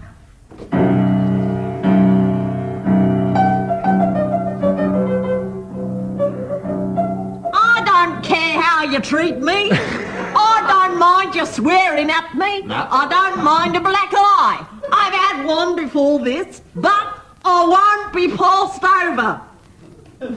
Then, get out of my way! I won't stop you. You talk about me as if I were a motor bus. So you are a motor bus. Oh. All bounce and go, and no consideration for anyone. But I can do without you. Don't think I can't. I know you can, Cobber. I told you you could. I know you did, you brute. You wanted to get rid of me. Liar! Thank you. You never asked yourself, I suppose, whether I could do without you. Don't you try to get round me. You'll have to do without me. The end.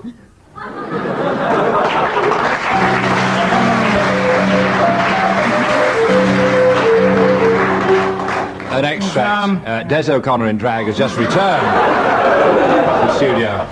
He was playing a club in Brewer Street.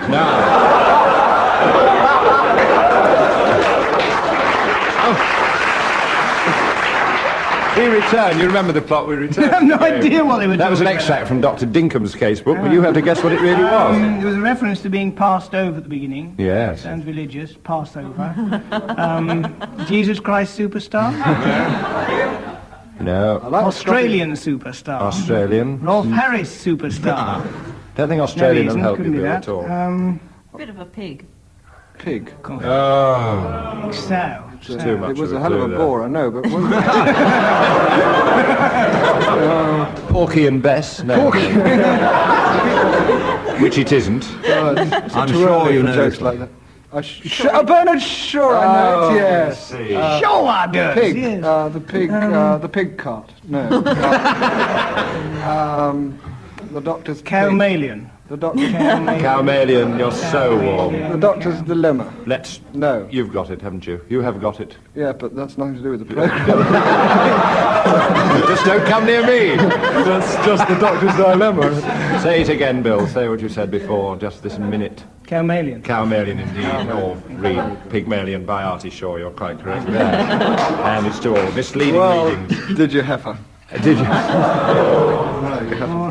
Now on to the next round. And I'm going to ask each member of each team to, in fact, declaim a well-known poem, but they have to declaim it tunefully, ladies and gentlemen, because you have to sing a well-known poem. We're going to start with Graham Garden. And so it's Graham Garden singing Gray's Elegy in a Country Churchyard to the tune Darktown Strutters Ball.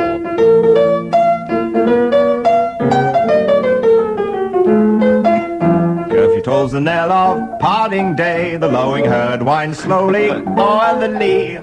The ploughman homeward plods his weary way and leaves the world to darkness and to me. Now fades the glimmering landscape on the sight, and all the air a solemn stillness holds, save where the beetle wheels his droning flight. Drowsy tinklings all the distant falls, save that from yonder ivy mantle tower the moping owl does soon complain.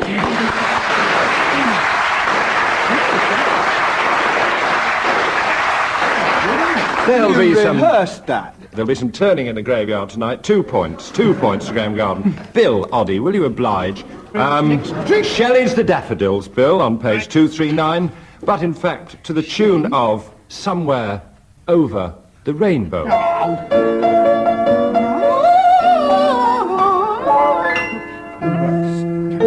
I wandered only as a cloud that flies on high, o'er vales and hills, when all at once I saw a crowd of hosts of golden daffodils beside the lake, beneath the trees fluttering and dancing in the breeze, continuous as the stars that shine and twinkle on the Milky Way.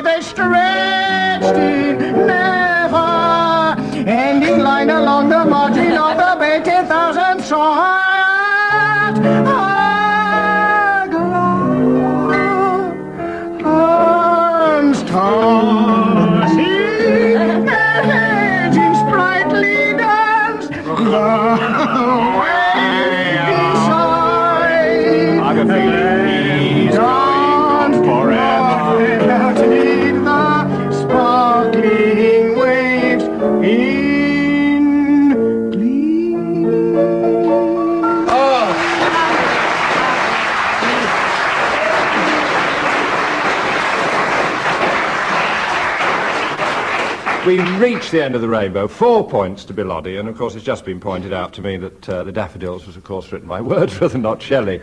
Just checking that everybody was taking notice. And now, Joe Kendall, I'm going to ask you to procure your book, page 26, Blow, Blow, Thou Winter Wind, by William Shakespeare, better known as Percy Bysshe Shelley, and to the tune of If You Were the Only Girl in the World.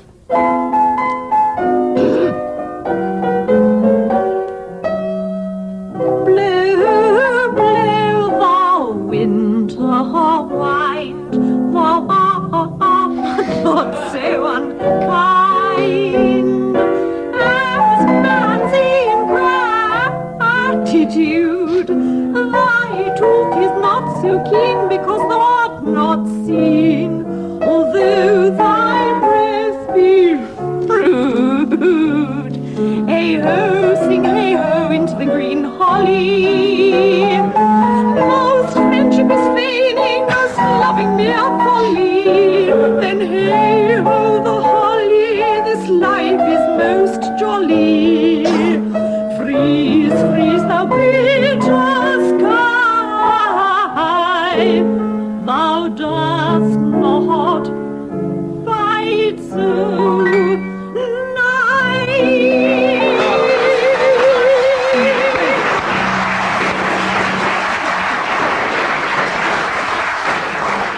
Joe, good wasn't the word for it.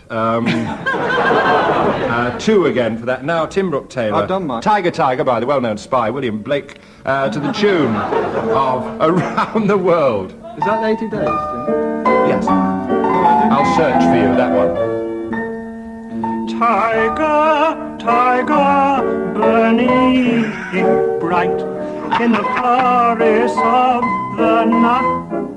But a mortal hand or I could frame thy fearful symmetry in what a distant deep so skies when the fire of thine eyes of what wings they aspire, what the hand sees alive.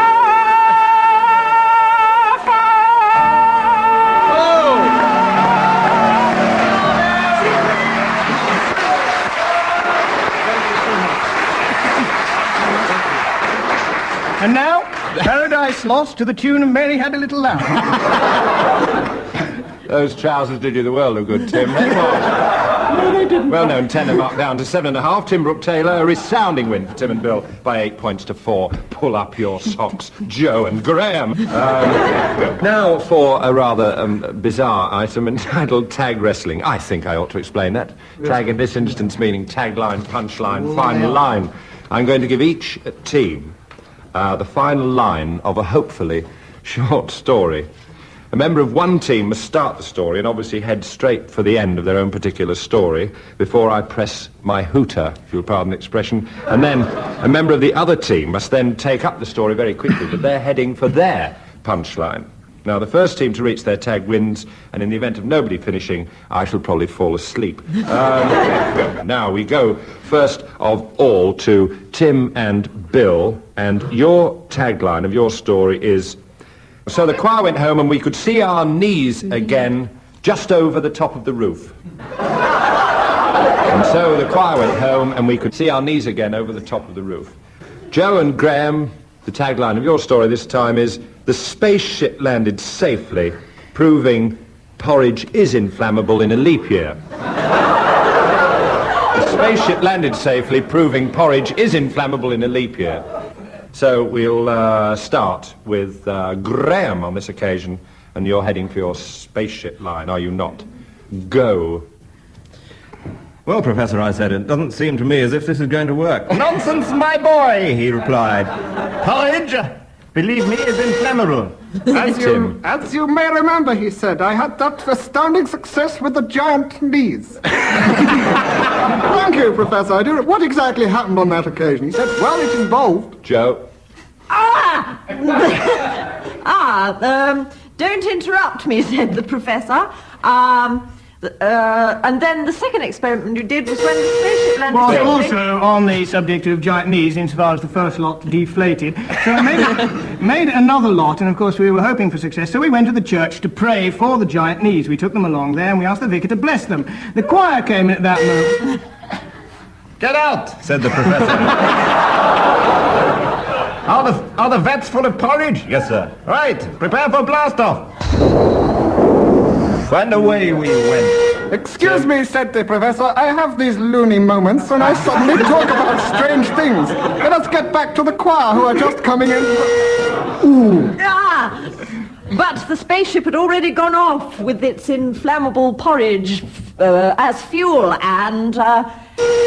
Naturally, the noise this made passing through the sound barrier was as if 1,000 Concords had passed that way, and the roof of the church collapsed at that moment, thus lowering it. Luckily, the choir leaped out of the way. The spaceship landed safely, proving porridge is inflammable in a leap year. Yes!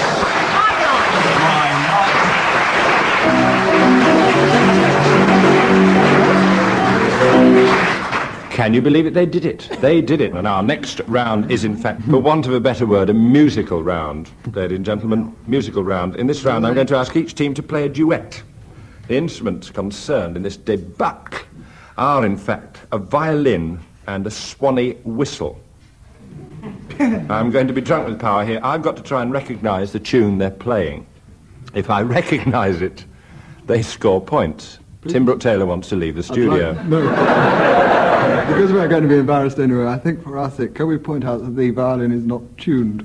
Otherwise, we'd have no trouble playing whatever else. So, in fact, And neither is the swanny whistle, as you can hear. Bill having the swanny whistle and Tim having pointed out the violin is not tuned, I'm going to ask Tim and Bill to commence with a duet and a tune. And I'm going to see if I can ascertain the tune.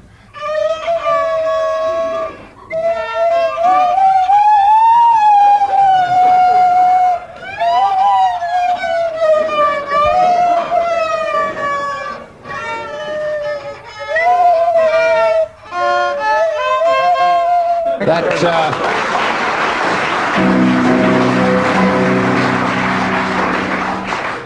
sounded very like the refrain from Spitting, but I can't go further. Can you give me a clue? Was it a You ballad? might have heard it the day. You might have heard it the day before today. I might have heard it the day before today. Yes. Is that a cunning clue to yesterday? Yes. I'll give you 2 points for that, and will in fact ask Joe and Graham, instruments akimbo, to play their duet. The Albert Hall is just catching.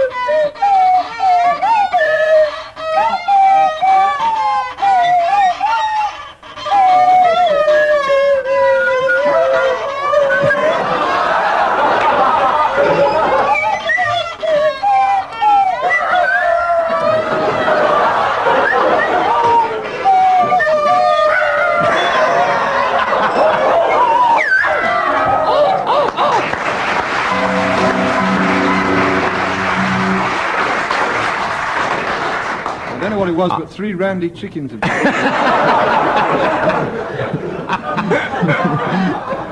It wasn't worth 3 randy chickens, was it? That old Croat folk song? No. I clapped at the end, but I didn't want to be the odd one out. Is this a pop song in its loosest sense? It was once. It was once, yes. No longer after that. A recent pop song, was it? Yeah, it gave me a nasty freight. It gave you a nasty freight. Freight! I caught your intonation there. I shall throw it back to you. Freight. What song do I know? Freight Train. Yeah. No. Nancy Yes, Whiskey and Chas McDevitt. Chas McDevitt. Absolutely right. I recognise it. I'm going to give you 4 for that. I'm going to give you 4 for that. He said maliciously. Thank you, people with taste and discrimination. Mutiny is breaking up. Mutiny is Wednesdays and Saturdays only. Now, God bless you, Groucho. We race on to a round rather archly entitled What a Carry On, in which members of our teams are going to be asked to sing songs and they can stop on a word of their choice in the lyric. This has to be followed on with a song starting with that word. Although I will allow a certain amount of overlapping, which of course won't be seen by the people at home, so we get away with it. So, Well, in fact, I think we'll start with Bill Oddie, who will sing and stop on a word of his choice. When you begin, it brings back a night and day. You are the one, only you are my heart's desire. Was that desire or delight? Desire. Desire. It should be delight. I'm going to give you a point for that. Delight. Joe and Graham, because Tim should have said delight there. I'll give you a point. Carry on from delight, please, Graham. Sorry, Tim, not desire. No, perfectly right. I'll just look at life. Delightful to know and heaven to kiss. Just allow that, yes. Kiss is my lucky day.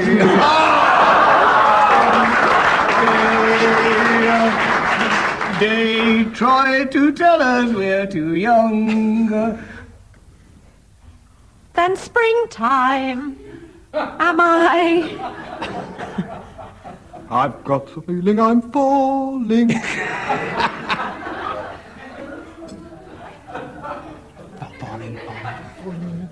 Falling In love again. What have I to do? Never wanted to. But I've got them. Lovely black eyes. Oh! You beautiful doll, you great, big, beautiful... Doll, singing doll.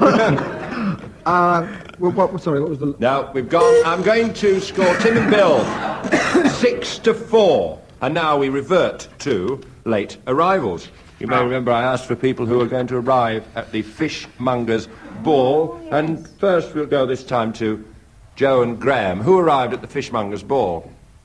The next arrival at the Fishmongers Ball is Mr. Ian Chips and his dog, Scamp Ian Chips.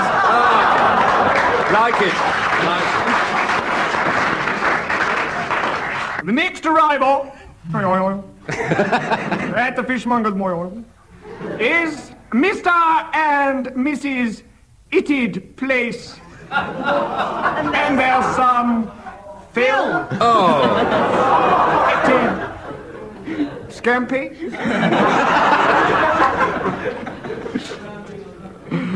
Rounding on that one, I like that. Arriving at the Fishmongers Ball next, Mr. and Mrs. Urbank. Their two children, the Budgie, the cat, and the dog Urbank. They're two children. Mr. and Mrs. Hiram E. Butt and their son, Hal. Oh! And also, a touch of royalty to the occasion, the Queen of the Basques. Listen carefully, Madame Shark and their son, the Basque King Shark. Oh. I will score that 7-6 A in late favour. arrival at the Fishmongers Ball. It's running at hoping to get a laugh, so be kind to him. Mr. and Mrs. Sleep in the subway, darlings. And their dog, Fish. Who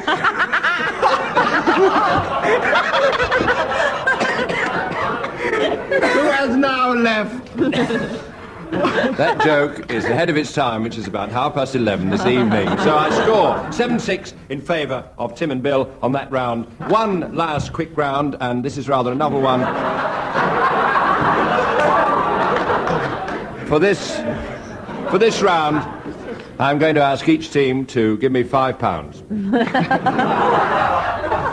Right, that's it. No points for anyone. I win. I'm going home. Good night for now. Bye.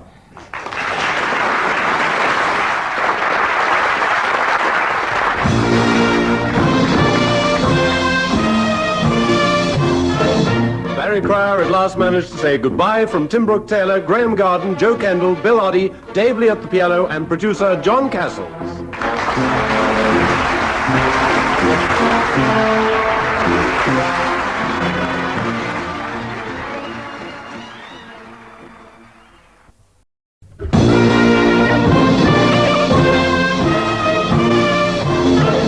We present I'm Sorry I Haven't a Clue, a panel game. And your chairman this week, Barry Cryer.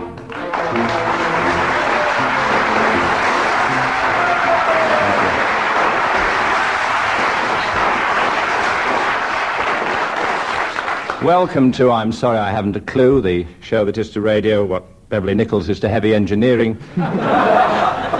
It's a closely knitted panel game played to clearly defined rules, and I'm, of course, the lovely Duchess of Bedford. May I introduce, said he, picking up his written ad-libs, the members of our teams on this occasion. On my left, Joe, let's blindfold the band and tango till dawn, Kendall. Graham, pass me a suture or suit yourself garden. And opposing them, Bill, a man's only as tall as his shadow, but where's my shadow gone? Oddie. And Tim, please stop calling me bleachy head, Taylor.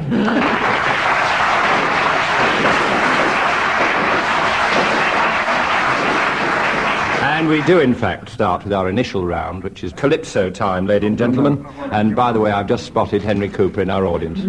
Oh, I'm sorry, madam. The flash of an earring deceived me. I'll give each team a subject on which they must improvise a 4-line Calypso, singing alternate lines. We'll start with Tim and Bill, and your subject, gentlemen, the Loch Ness Monster.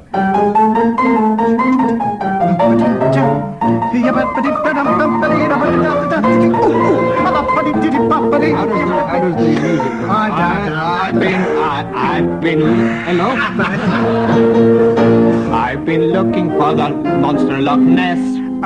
Tell me, did you see him? Yes. He was big and ugly. I think it was him. No, that was just Andy Stewart out for a swim.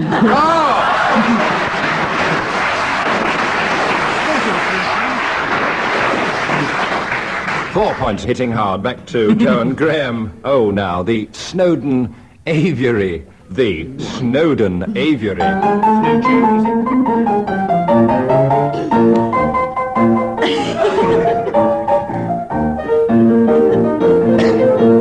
I saw Snowdon's aviary the other day.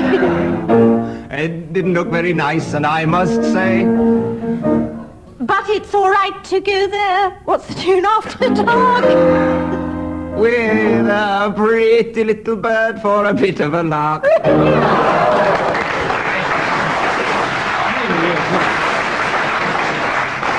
We will lose the West Indies next. I only give two, so it's in fact an overall win to Tell Tim and I read and Arts Bill. University. And now,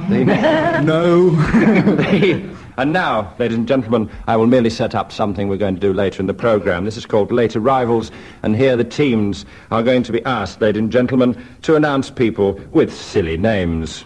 We're going to give you some time to think them up. These silly people are the late arrivals at the Furniture Salesman's Ball. The Furniture Salesman's Ball, and I shall be asking you for those names later on. Next round is called Guess the Heavy Breather, or Word for Word. I'm going to give one of each team a word, and the other member of the team must immediately come up with another word which has absolutely no connection whatsoever with the first word. The other team can challenge and try and prove such a connection. Start with Tim and Bill. I think we'll start with Bill on this. Bill, marmalade. Aubergine. Baggage. Nappy. Cucumber sandwich. Sock. Mount Everest. Mitten. Cauliflower. Galosh. Challenge from Graham Garden. The galosh is in fact a type of cauliflower. It's sort of... It is? Prove it! It is I call upon you, sir. Prove Look it. me Prove straight in the eye and say that. A galosh is a type of cauliflower. Everybody in the audience know that. I'm going to give 1 point to Tim and Bill for the that joke? arrant impertinence of that challenge, Mr. Wow. Gardner. In fact, I will go to Mr. Gardner and I will say to him the word truss. Pentateuch. Pentateuch, for anybody who didn't hear that. Joe. Light bulb. 4th of Firth. Horse. Buffalo. Challenged by Bill Oddie. Buffalo and horse. Are both quadrupeds. Oh, splendid. Irrefutable. And animals. Irrefutable. All right? Irrefutable. All right, Irrefutable. yes, I'll Let's start another one, this time with Tim Brooke-Taylor and the word Tim, inkwell. Button. Elephant.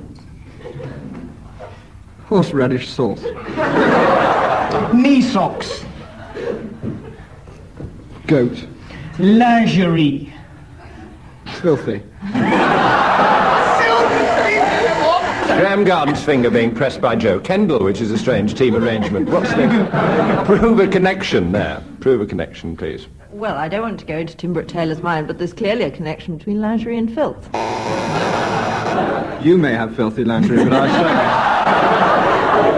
certainly... His is perfectly clean. And so nothing to do with it whatsoever. 2 I points. appeal to our fair chairman. I thought for one incredible moment Joe was going to say she didn't want to go into your lingerie. But the moment passed. What a relief. The moment passed, and we will go on from that. You are leading, you two over there, on my right. Of course. We will, in fact, give Joe a word. The word is stamp.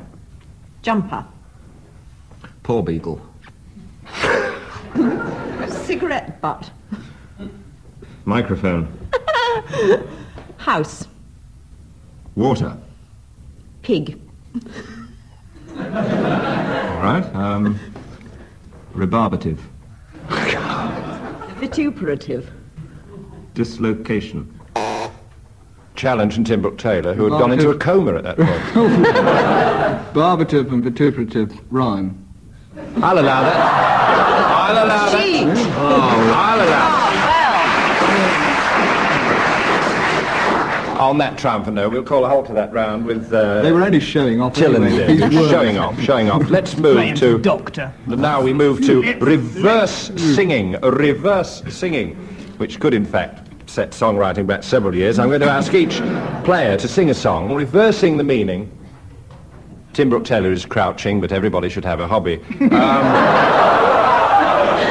Let me give you, for instance, you have to sing a song reversing the meaning of the words, lady and gent. Let me give you a quick, for instance. If it was Daisy, Daisy, give me a round to do, it'd be something on the lines of, Buttercup, Buttercup, please don't tell me your question, I'm totally mad, of that ilk, of that order. Yes. I'm sure that's crystal clear. I'm having a crystal here, I wouldn't know. So we start with Joe Kendall. Joe Kendall, would you in fact sing, my old man's a dustman, but reverse the meaning of as many words as possible, in fact.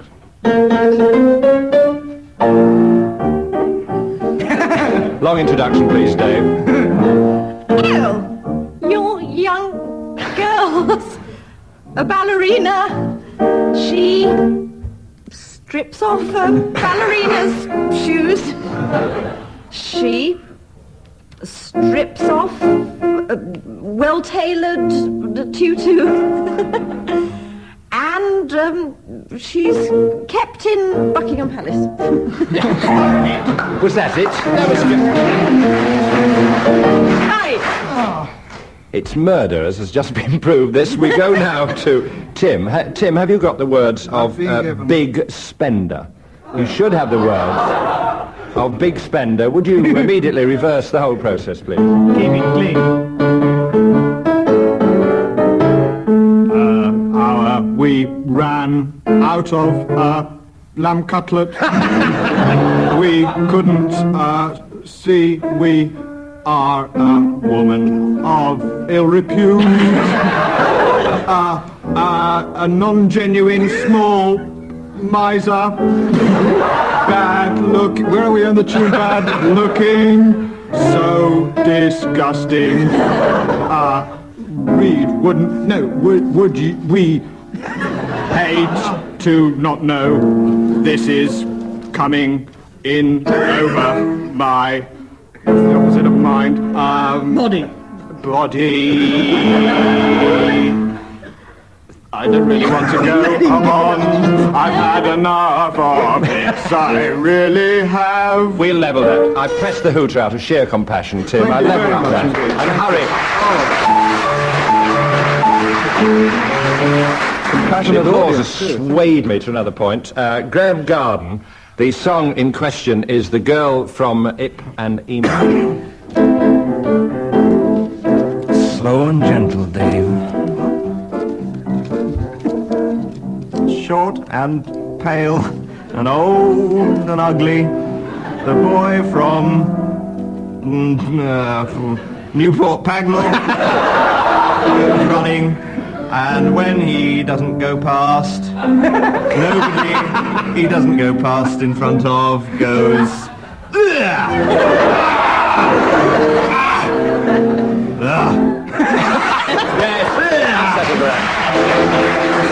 for that. And now it's Bill Oddie regaling us with When the Red Robin. If the conservative aardvark, that's a bit subtle, goes lying ashort. Here there are some laughing if he goes talking his new horrible talk. Go to sleep, you wakeful person. Lie down, get into the bathroom, be miserable, the moon is blue, die, cry, hate, and be miserable. I think that's the way.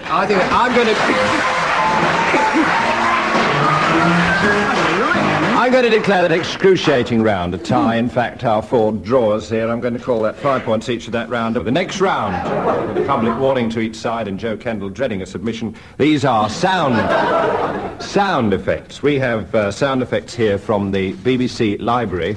Do hurry up and guess them, because there's a fine if they go back late. We're going to ask you to listen to these sound effects and construct a story which very logically explains what these sound effects are, in fact, portraying. Try and I'm going to appeal to the audience, not that I often do, but I shall appeal to the audience after this to get a decision on it. We're going to start with Graham, I think, and could we have Graham's sound effect, please?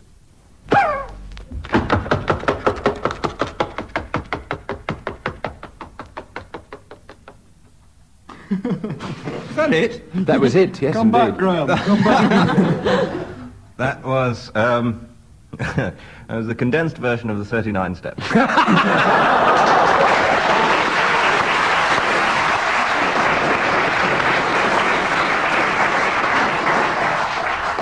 3 points, that single contribution alone. Bill, will you listen to this?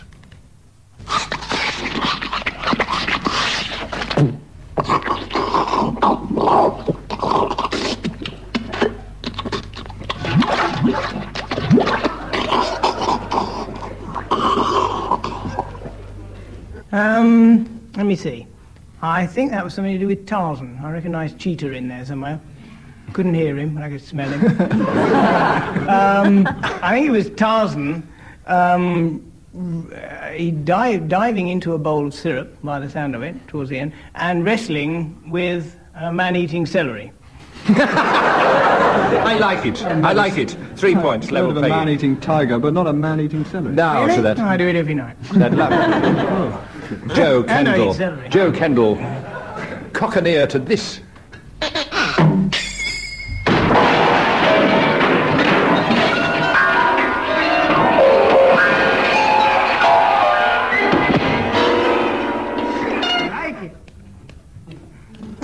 What was it, Joe? Mrs. Bills's wedding night.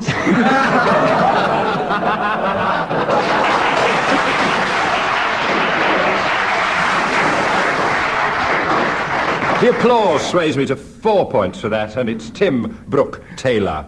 This sound effect, Tim.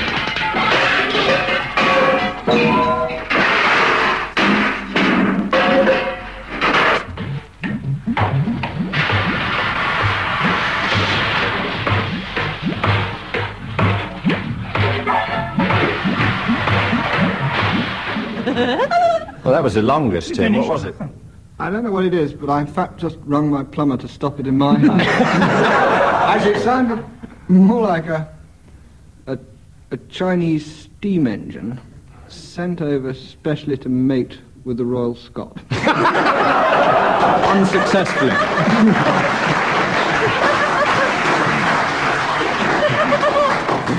I won't have to appeal to the audience. You, Joe and Graham, you won by 2.75 on that round. We move now to Misleading Readings Mark II. This time it's not only silly voices, but incredible musical renditions.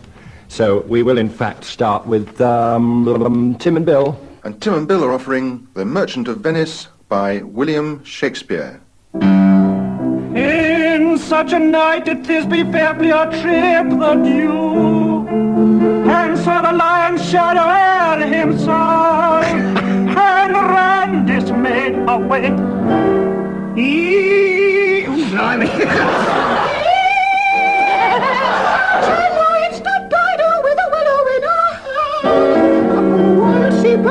The wild sea banks, the wild sea banks, yes, the wild sea banks, and we're waft to come again, to come. In such a night, Medea gathered the enchanted herbs that did renew out. Yes, son, in such a night, in such a night,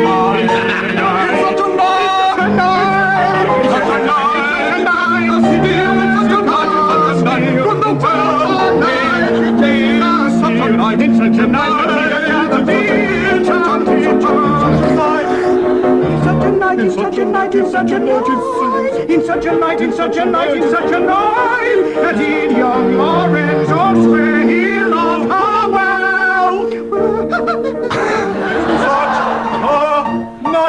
It wasn't such a night, actually.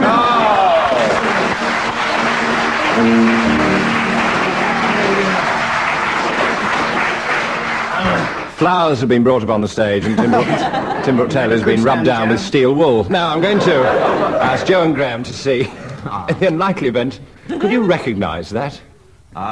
Was it Galton and Simpson? No. Warmish. Not one-off. Warmish. Galton or Simpson? No, just a single person. Neither of them. A rising lad wrote this. As You Like It. As You Like It is wrong, because it was in fact The Merchant of Venice. The Merchant of Venice.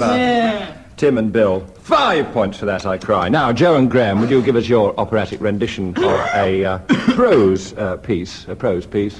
And Joe and Graham's piece, Rookery Nook by Ben Travers.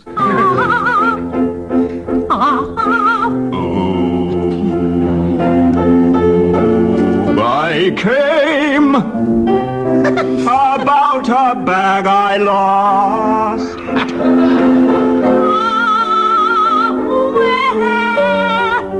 Yeah. Oh! No, I didn't lose it. He lost it. I want to know if it's come back. Come back? Come back from where? From wherever it went to. You said it went here. Oh! Mr. Twine. What? Mr. Twine. Mr. Twine. What? You've lost your place.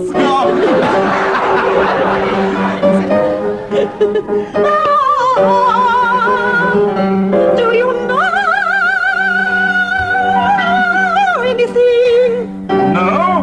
Yes. Yes. No. Yes. No. Yes. No. Well, it's all right about the bag. Don't mention it. Don't mention it. Don't mention it. Don't mention it. Don't mention it. Don't mention it.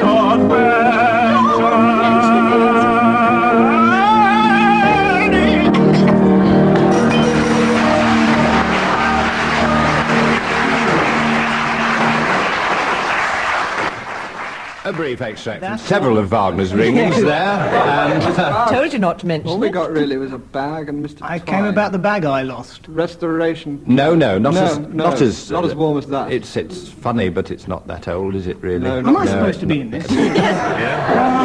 Welcome back, Bill. Welcome back to. It's a funny, not that old, Pretty fast sort movie. of piece, really. It's a farce. Oh, Yes. Graham, you've gone too far saying farce. Is it a Ben Travers farce? Oh, is it? yes, it is a Ben Travers farce. It is a Ben Travers farce. They're very funny farces, but I can't remember a single name of another one. Diddly-dee, diddly-dee. Cuckoo. Diddly-dee. The It's cuckoo is Rookery the Nook, next. gentlemen. Rookery Nook. Rookery Nook. Cookery Nook. Too late. Rookery No, Nook. no, no. So, in fact, I declare Joe and Graham the winners by 3 points to 2 there. And now we get carry on singing our next round or pick up the song. This round is going to be played entirely in the nude, and we'll measure the winners by the volume of the audience's laughter. And I'm going to ask one player to start a song, and when he or she stops on a word of their choice, the next player in the opposing team must pick up on the word at which they stopped, but with a totally different song. So I'm going to start with Bill Oddie. Exciting, isn't it? Bill Oddie, sing a song and stop at a word of your choice. Graham Garden to pick it up with a different song. Bill. Hello, Dolly. Wasn't sure of the second word for a minute. Hello, Dolly.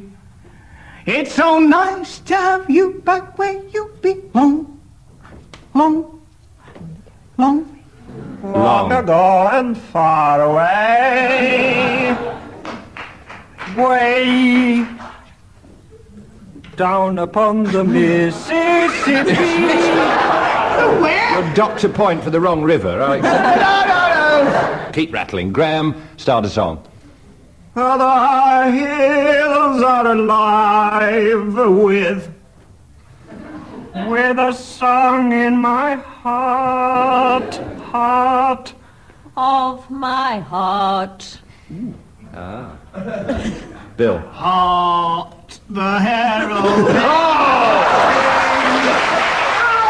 Glory to me for getting a couple of points there. Glory to the newborn king.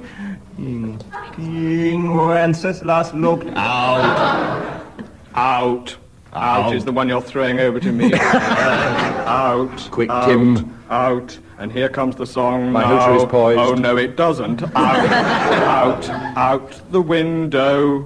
Look out. They're coming in the door. I won't allow that. Right. That's all right. That was I'm all getting peevish right. now. What? No, it was a time lag, really, a time lag. So we now go to Tim. Back in your agony, Tim. You start the song this time. Oh, the Deadwood stages are coming out over the hills, and the engineers are thicker than porcupine.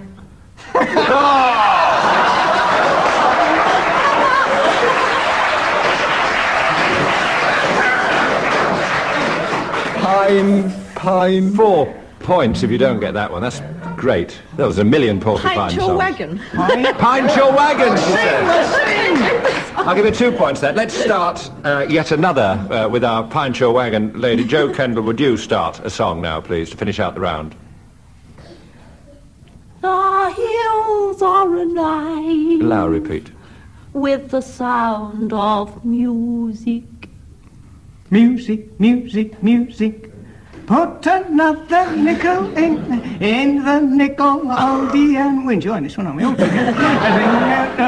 loving you and music, music, music. Closer. Closer the door. They come. Hey! Closer the door. Let us go. I'm sorry. Richard, open the door and let Let there be love. He's a many splendid thing. It's the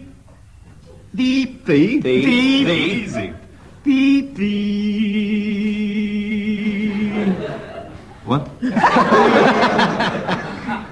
hills are alive. The hills are alive. Sound, sound, sound, sound, sound, sound. It's a good song, its own right. Sound of music.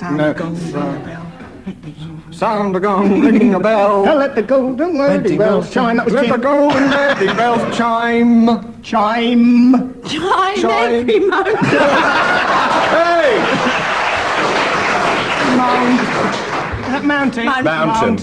Mountain high, river deep, mountain high. I came in a funny place. High, river deep. It just goes on like that. River deep, river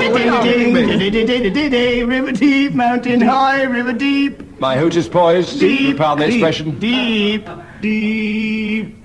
Come down, ladies. Oh, no. That's it. I'm going to declare Tim and Bill the winners of that round by 7 points to 5. Tim and Bill. And now our denouement, ladies and gentlemen, our denouement, in which you'll remember, of course, that early on in the programme I asked our teams to mention some very silly people who'd arrived rather late at the furniture salesman's ball. I'll give one up a name on this. Let's hear first of all from Tim and Bill, who arrived late at the furniture salesman's ball. The first arrival at the furniture salesman's ball from America. Mr. and Mrs. Drawers and their son, Chester Drawers. Oh! Good. Very good, very good. From Wales, Mr. and Mrs. Owen Ningtable and their son Di Ningtable.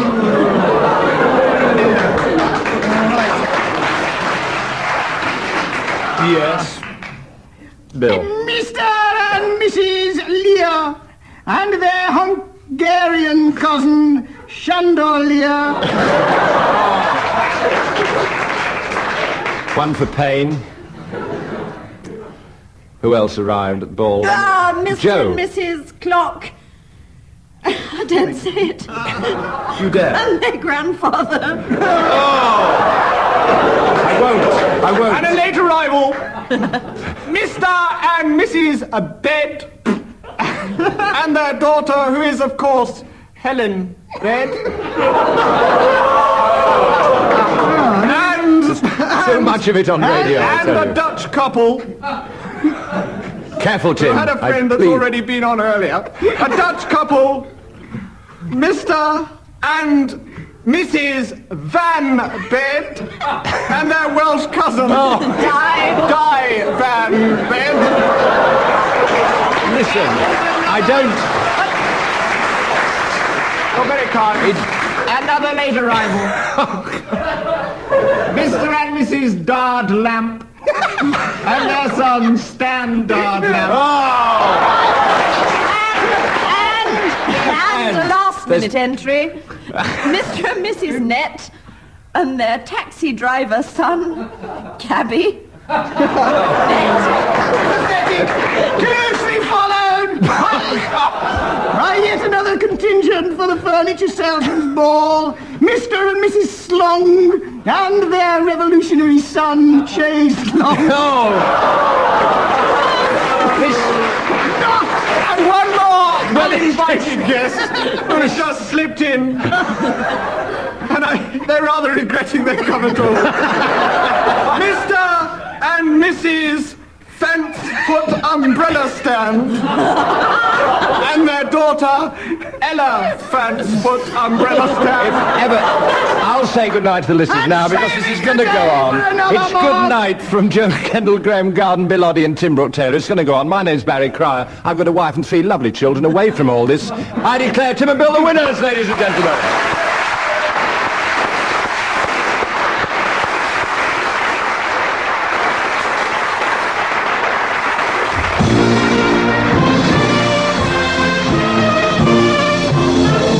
That was Barry Cryer finally getting rid of Tim Brooke-Taylor, Graham Garden, Joe Kendall and Bill Oddie for another week.